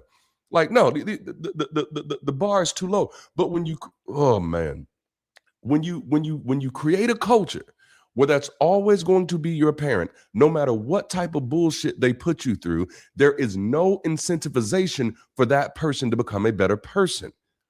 And so most parents that I've seen are absolutely abusive, absolutely manipulative, because there is no cultural incentive to actually be a better parent in this area that I come from. Because once you have had a child, it is like God has just smiled on you, and you have a servant for the rest of your life who has to respect you no matter what you do. You know? Wow, man. 3 little birds being played in church for my dad. Wow. That's heartbreaking. Man. Dang, y'all, I didn't mean to go this deep today. And we only got like 2 in. It was just parents and children. No, spouses and parents. We started with spouses and then we switched over to parents. And it's like for me, the thing is like a good parent is going to be a good parent. And I don't personally think it's the child's job. I don't care how old you are. I don't think it's your job to make your parents good people. If they haven't been good people after parenting you for so many years, the likelihood that they're going to become good parents because you really need them to be right now is just not high. Sometimes it happens. Now, don't get me wrong, that does happen. Sometimes, the preacher says, "Fuck it, that's my child, and I don't care what nobody else say." I still believe in God or whatnot, but I'm not about to force that on my child. Sometimes it happens. So, and that's beautiful when it does. It always makes me feel good. 'Cause that's hope. But a lot of times it does go that other way. And when it does, like, I'm so like kind of hard on it because I want people to know, like, hey, if listen, and let me just talk to somebody. Forgive me for going in preacher mode for a moment. But for anybody who's out there and it's like, no, my parents have completely abandoned me or rejected me or treat me like I'm nothing. I exist as a witness for you. That nah, bro, fuck them. You're gonna be okay. Okay, you're gonna be okay. We have 200,000 years of evolution as a species, and though we have families, I'm gonna be real honest with you. We don't need them that badly. We're not the ones that we were born into, and so you can still make it. As a matter of fact, like one of the things, one of the things that I realized, like, and I think that's what made it so easy for me to kind of separate from my family. And that's not something I'm an advocate of. If you have a family that's willing to work it out and that does love you, oh man, if any relationships you have in your life that are worth holding on, hold on to your relationships, right? If they're worth holding on to, hold on to your relationships. But see, what I realized about my relationships is that people weren't treating me differently because I was an atheist. This was actually how they were always treating me. It was just me being an atheist was my first time giving myself permission to see it and call it out for what it was. And so I realized, like, no, my parents never cared. That's why they were the people they were. And it wasn't just them. I was born into a family that is so fucking dysfunctional that these people don't know what care is. I used to go out of my way to visit all of my family members. I would go out of my way to check on people. If somebody was in the hospital, I'm there. And I realized after I deconverted, not one of my family members had ever visited my houses. Wherever I lived, they had never visited my house. Actually, one did when he was in trouble with the guy that because he was selling drugs, and the guy that his connect, his plug or whatnot, he owed that motherfucker some money. So he smoked up his stuff because he smoked up his stuff. And this is before I smoked. So I was like just disappointed. But I was the only person he could call on who would not judge him. Even when I was the Christian now, I was the only person he can call on that would not judge him and that would help him out without running his business throughout the whole family. But then that's what I found out. Like, that was the only thing I was to anybody in my family. I was somebody to call when you needed something, not somebody to be there for, not somebody to care for, not somebody to understand. And once I realized that, I was like, oh, you know what? This whole time, I thought the problem was that y'all didn't like me. This whole time, the true problem was I wasn't giving myself permission to not like y'all. I was like, no, I don't like y'all either. Why am I coming over here? Because I felt like I was obligated to. I felt like that's what family does. Yeah. And so that's me. So I'm like, no, I'm not going anywhere that I'm not that. No, we used to say this in the church world. You only go where you celebrate it, not where you tolerate it, you know? And so I just stopped doing that. Like, no, if the only time you can think of me is when you need something, then you don't really think of me. You're thinking of you. I'm gonna say it one more time. Yeah, I'm gonna say it one more again for those in the back. If the only time you think of me is when you need something, you're not actually thinking of me. You're thinking of you. And I used to be flattered by that, to be so useful. Oh, it's just so nice. Every time somebody computer breakdown, they call good old Darante. I used to be flattered. Man, every time somebody needs some money, they call Darante. I was flattered. Every time somebody need a place to stay, they call good old Darante. I was flattered. Then I realized, like, damn, I ain't got nobody to call though. I can't call nobody for anything. You know? Like, and that was just serious. And I'm not blaming them for that. That was just the reality. That was the dysfunction of the family. My grandfather killed my grandmother. On my maternal side, my paternal side, my grandmother don't know who a daddy is. There's so much dysfunction. And that dysfunction is due to a lot of issues. Some of it is systemic, some of it is generational foolishness, but it's there. And so I don't blame them for it, but I don't hold myself responsible for it either. You know, I can't keep myself trapped in their dysfunction just because they're choosing to stay in it. And to be 100% clear, as a person who has a front row view, they're choosing to stay in it. It's fun for them. This is why I say my parents are stupid as hell, because I've seen them make stupid decisions over and over again because it's fun for them. I've watched my whole family do that. This is why I speak out against Christianity. This is why I speak out against religious harm. It's not just because it's not true. It's because the societal consequences are deeper than most people can even comprehend. It's not just somebody believes something stupid. Believing bullshit is a slippery slope to living in bullshit, thinking that you're not. Because you're separated from cause and effect. This is why there are several people out there who think that they're good parents, because they're separated from cause and effect.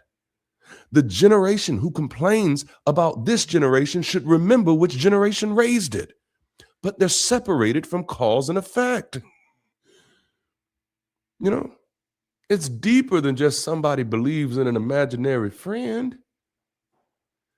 We literally have 2,000 years of data of how this has impacted us. And if we finally separate ourselves from the propaganda that everything is just roses and sunshine over here, we'll finally realize, like, holy shit, we're in trouble. We're not a few years away from idiocracy. We're a few years past idiocracy. Okay? We just don't realize it because we think it's an aesthetic issue. I'm like, no, I realized that this country was in trouble when I was in middle school. Okay? When teachers didn't even know how to calculate their salaries. You know, I had asked a math teacher one time, how much do you make an hour? And she said, well, we don't get paid hourly. We get paid, monthly. And I said, that's fine. What is that hourly? Oh, that's just not how it works. Half of you a math teacher? You don't know how to take the next step? No, this country is in trouble, y'all. This country is in trouble. You know, I'm being facetious with these statistics that I'm about to throw out, but like 90% of your teachers are only teachers because they get the weekends and the summers off. I'm not making that up. I mean, I am. I got to be honest there. I am making that one up. Like, no. Most of these people are there because they can be off on the weekend. In this country, you think because somebody got a degree that they learned something. That's superstition. You know how many people got diplomas that are stupid as hell? What do you think the difference is between a diploma and a degree? There are plenty of people with degrees that are stupid. Okay? Because all of that is a shortcut to actual understanding. It's an appeal to, it's a fallacious appeal to authority, not an actual understanding. And so, like, no, we in trouble, y'all. We got real big trouble right here in River City, and that starts with T, and that rhymes with P, and that stands for pool, Music Man, you know? Oh, man. Yep, yes, they do get those traits, man. They do get those traits. All right, so y'all have actually, I don't know if y'all remember when I started this, I was really congested, which I probably still am, but I feel so much better. It really is. It really is. Like, no, I went through that when I worked for Enterprise. I'd never do that again. I will never do that again. Okay, so y'all, we have been on for a little bit over, like I said, is that almost 2 hours? Did y'all let me go on for damn near 2 hours? Damn near 2 hours. I've been looking at the time bad. I thought it had only been an hour. I underestimate how much I can talk, I guess. But this has been really good conversation. I've enjoyed every bit of it. I want more conversations like this. And if you want, now, yeah, you're right. Some teachers are really awesome. And actually, listen, some of the stupid ones are really awesome. Some of my favorite teachers were absolutely stupid. Some of the best, some of the most caring teachers was absolutely stupid. But I think the way we do education in this country, because I judge education by the results, not by how the way the teacher made me feel. Now, I had a lot of teachers that made me feel good, but didn't teach me shit about reality. And that's how I judge education. Education by the results. And by the results, have you seen this country's politics? And I'm not just talking about the president. I'm talking about the president. I'm talking about the Congress folks. I'm talking about your Supreme Court people. Like, this is a mess. This is a mess. The majority of people in leadership of this country do not understand cause and effect. Like, I don't know how to make that. There should be a revolution off of that just alone. Like, these people believe in demons and you voted for them because you had no choice. You can only vote for this one or you can vote for that one, because in America, in the United States, everything is a fucking false binary. In the United States, you're either black or you're white. Forget about the Hispanics and the Asians, you know, and I don't know any other people. I'm sorry. I don't know any other ethnic groups, you know. But no, it's these forced binaries that are kicking our behinds. Most of them would probably not get hired at Mickey D's, you know.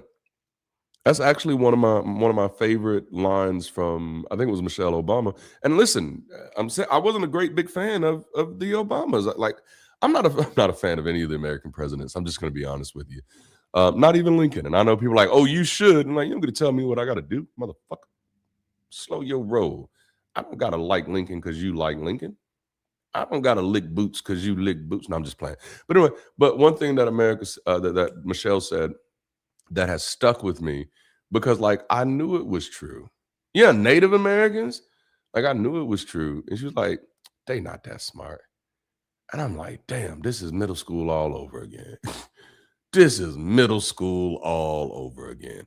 And that's where this stuff is. But again, that's actually why I do the work that I do. That's why I focus my work on the things that I focus my work on. I'm not trying to solve a religion problem. I'm trying to solve a societal problem. That's where my interest is. My concern is that we're regressing, you know, and regressing as an evolutionary species is very dangerous.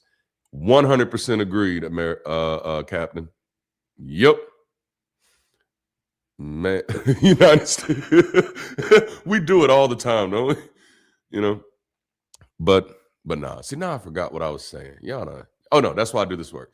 I do this work because we have a bigger issue than just religion needs to be called out. Like I think I asked a question on my YouTube yesterday, and it was, what's one thing about your life that you need to change, and what's one thing you could do to change it? And I think maybe like 3 or 4 people gave a response that absolutely broke my heart, because their response was a side effect of cultural leapfrogging. Because the question was, what's one thing you can change about your life, and what's one thing you can do to change it? Because that's what, to me, that's the biggest problem, that superstition is taking people out of the seat of their own lives. But most people are replacing superstition with fighting windmills, you know? So you ask this person a question about their life, and the answer is stopping Christian nationalism. Like, and I get the I get, like, no, if the question was, what's one thing you could change about the world, or what's one thing you could change about the country you live in, that would be absolutely an acceptable answer. But if the question is, what is one thing about your life that you could change, and what the one thing about what you could do about it, the fact that that's where your mind goes, that is a problem. That's not healthy. It's not healthy.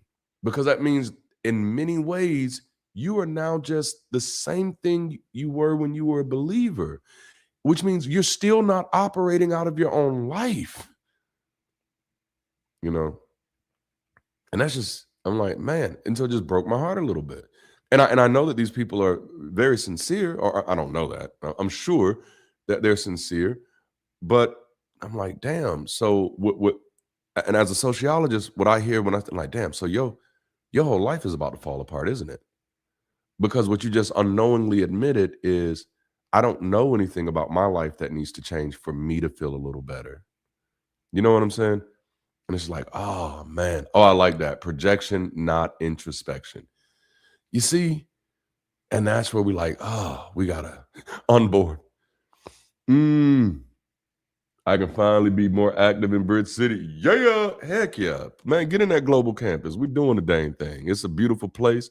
Jude just took over the music club. I think she left a little earlier. It's a lack of agency, yes. And the thing is, if we're going to fight Christian nationalism, we need people who have agency in their own lives to be able to help. So listen, if you're trying to build an army, you need an army of people who are soldiers, not complainers. You need an army of people who know how to execute. You need an army of people who know how to strategize. But like, if you can't do anything for your own life, and I'm not talking about doing something magnificent. I'm not talking about becoming a billionaire, but I'm saying, if you don't have enough insight and awareness about yourself to look at something that you could be doing to move your life forward, then how the hell are you gonna help me? How are you gonna help in the battle? You can't help yourself. Shabba-ba-ba. There's a video out where the guy says he was there when his uncle died, and just before he died, he said, hey, he said, smoke everywhere. Guess what? Wow. Guess what? You already know what they concluded. And that's the world we're living in right now, y'all. And we got to do something about it. We have to do something about it. And the way we do something about it is like, listen, I separated from a lot of stuff in what's known as the secular atheist YouTube space. Because as fun as it is for me, I begin to recognize it as somewhat as a maturity problem. Not saying that people are immature. I mean, people are immature, but not that saying that people doing these things are immature, but that it was for the type of work that I was doing, start attracting people who were more interested in trolling Christians, or trolling MAGA, or trolling anybody who they didn't like, more interested in doing that than actually being a solution. And I'm more interested in trying to be a solution. Now, I don't know if we'll be effective, which we have a few different ways we're approaching it. Bridge City is 1 out of 5 ways we're approaching it. Bridge City is the community aspect. But then we do have like a entertainment aspect, Omniverse. And then we do have an educational aspect, Mastermind. And then we do have a more policy-based aspect, Together We Can. But everything starts with Bridge City. And for me, it's experimentation. So I don't show up to the table and say, hey, y'all, this is what we got to do to change everything. This is what we got to do to fix everything. Like, I can't do that. To me, that's superstition. You're not wrong there, Captain, at all.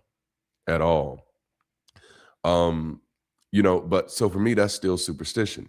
It's getting people at the table, doing life together, doing community together, and then seeing what we can build as we go. And I think that's what has made Bridge City so incredible to me so far, is that like people on the outside, they have no clue. And then when people join Bridge City, they're like, I did not know that this is what this was. And I'm like, yeah, because there's a lot of people using the word community, and that's not really what they're building. They're building silos, they're building crowds. Community is a little more organic. Community has to live by the people that are a part of it, And so it's that helps us get to do a little more. I'm like a moth to the flame, getting burned by the fire. Oh, man. But so I'm excited. We're early. We've been doing this for 2 years now. We're going into year 3. As Bridge City, we just celebrated our 2-year anniversary. This is actually Rise Week for Bridge City. So we do have a lot of things going on the campus. Today is Wake and Bake, and I have not baked today. So that's probably why I'm like, while I'm on one, like I have not baked, but I'm about to bake now. Yeah, as a shutting down could be a misfiring neurons. Oh, did I miss a question? Did I miss a question? Let me come back over here.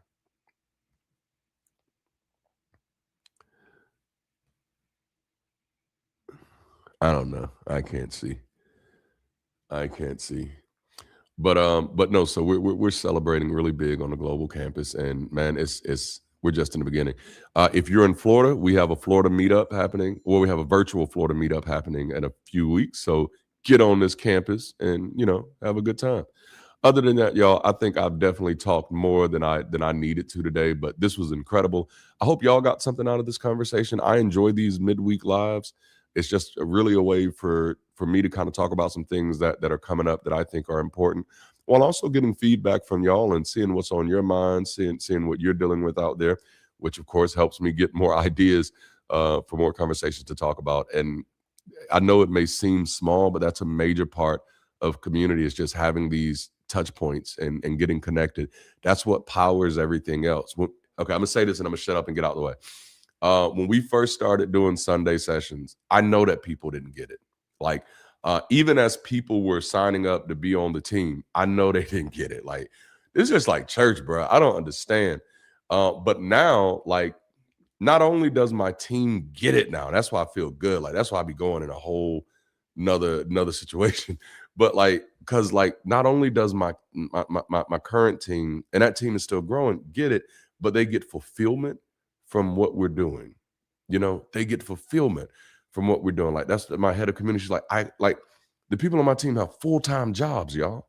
Like, they have Zernial, who was just in the chat earlier, he's a businessman. Okay, he is a business. Okay, Dark Side of the Light Productions. Okay, and he volunteers to do stuff with us because it gives him some fulfillment. But then also, what they've begun to notice is that our Sunday sessions have become the lighthouse for our community. This is how other people, especially right now, because, we barely exist, this is how other people found out about Bridge City. The majority of our members join because of Sunday sessions. And when I say the majority, I mean the ones that are active in the campus.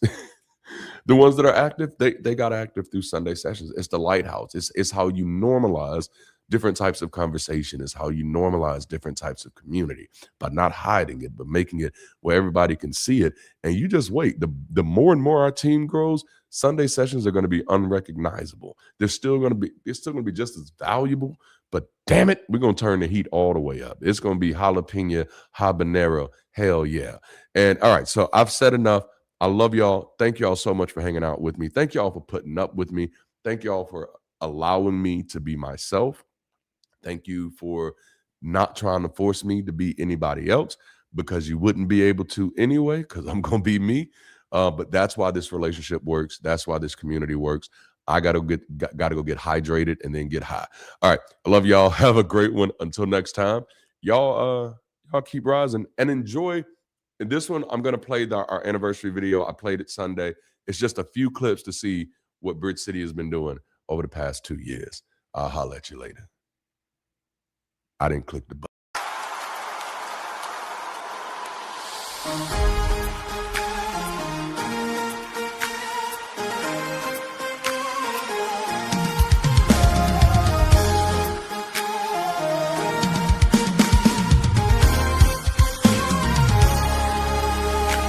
You made it through hunger, you made it through pain, you made it through drought, and you made it through rain.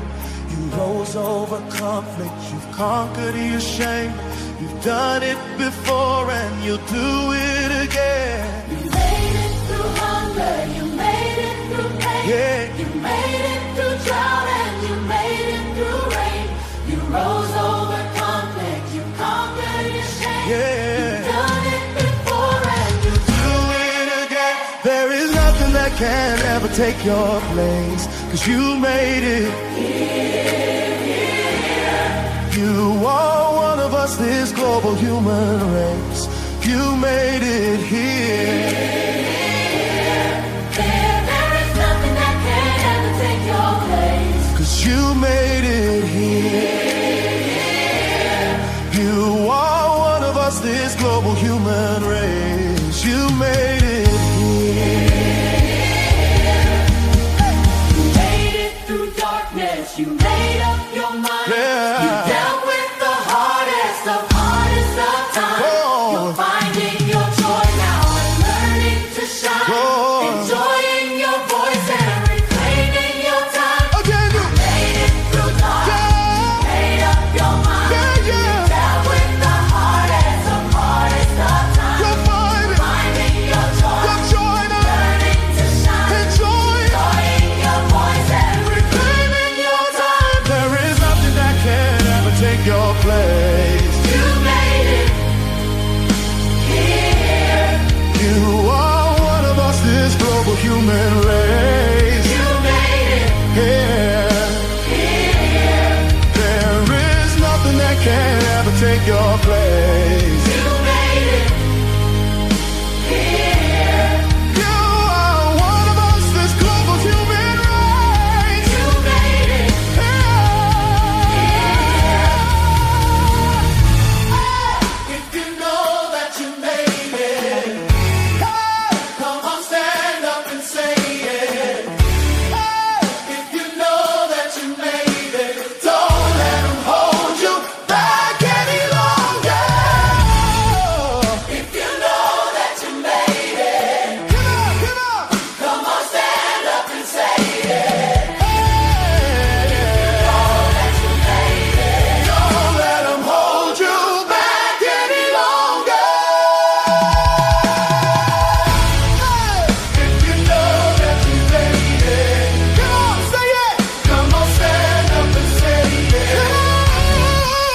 If you know that you made it, don't let them hold you back any longer. 'Cause there is nothing that can ever take your place. You are one of us, this global human race. You made it. I could ever take your place. Is anybody glad that you made it?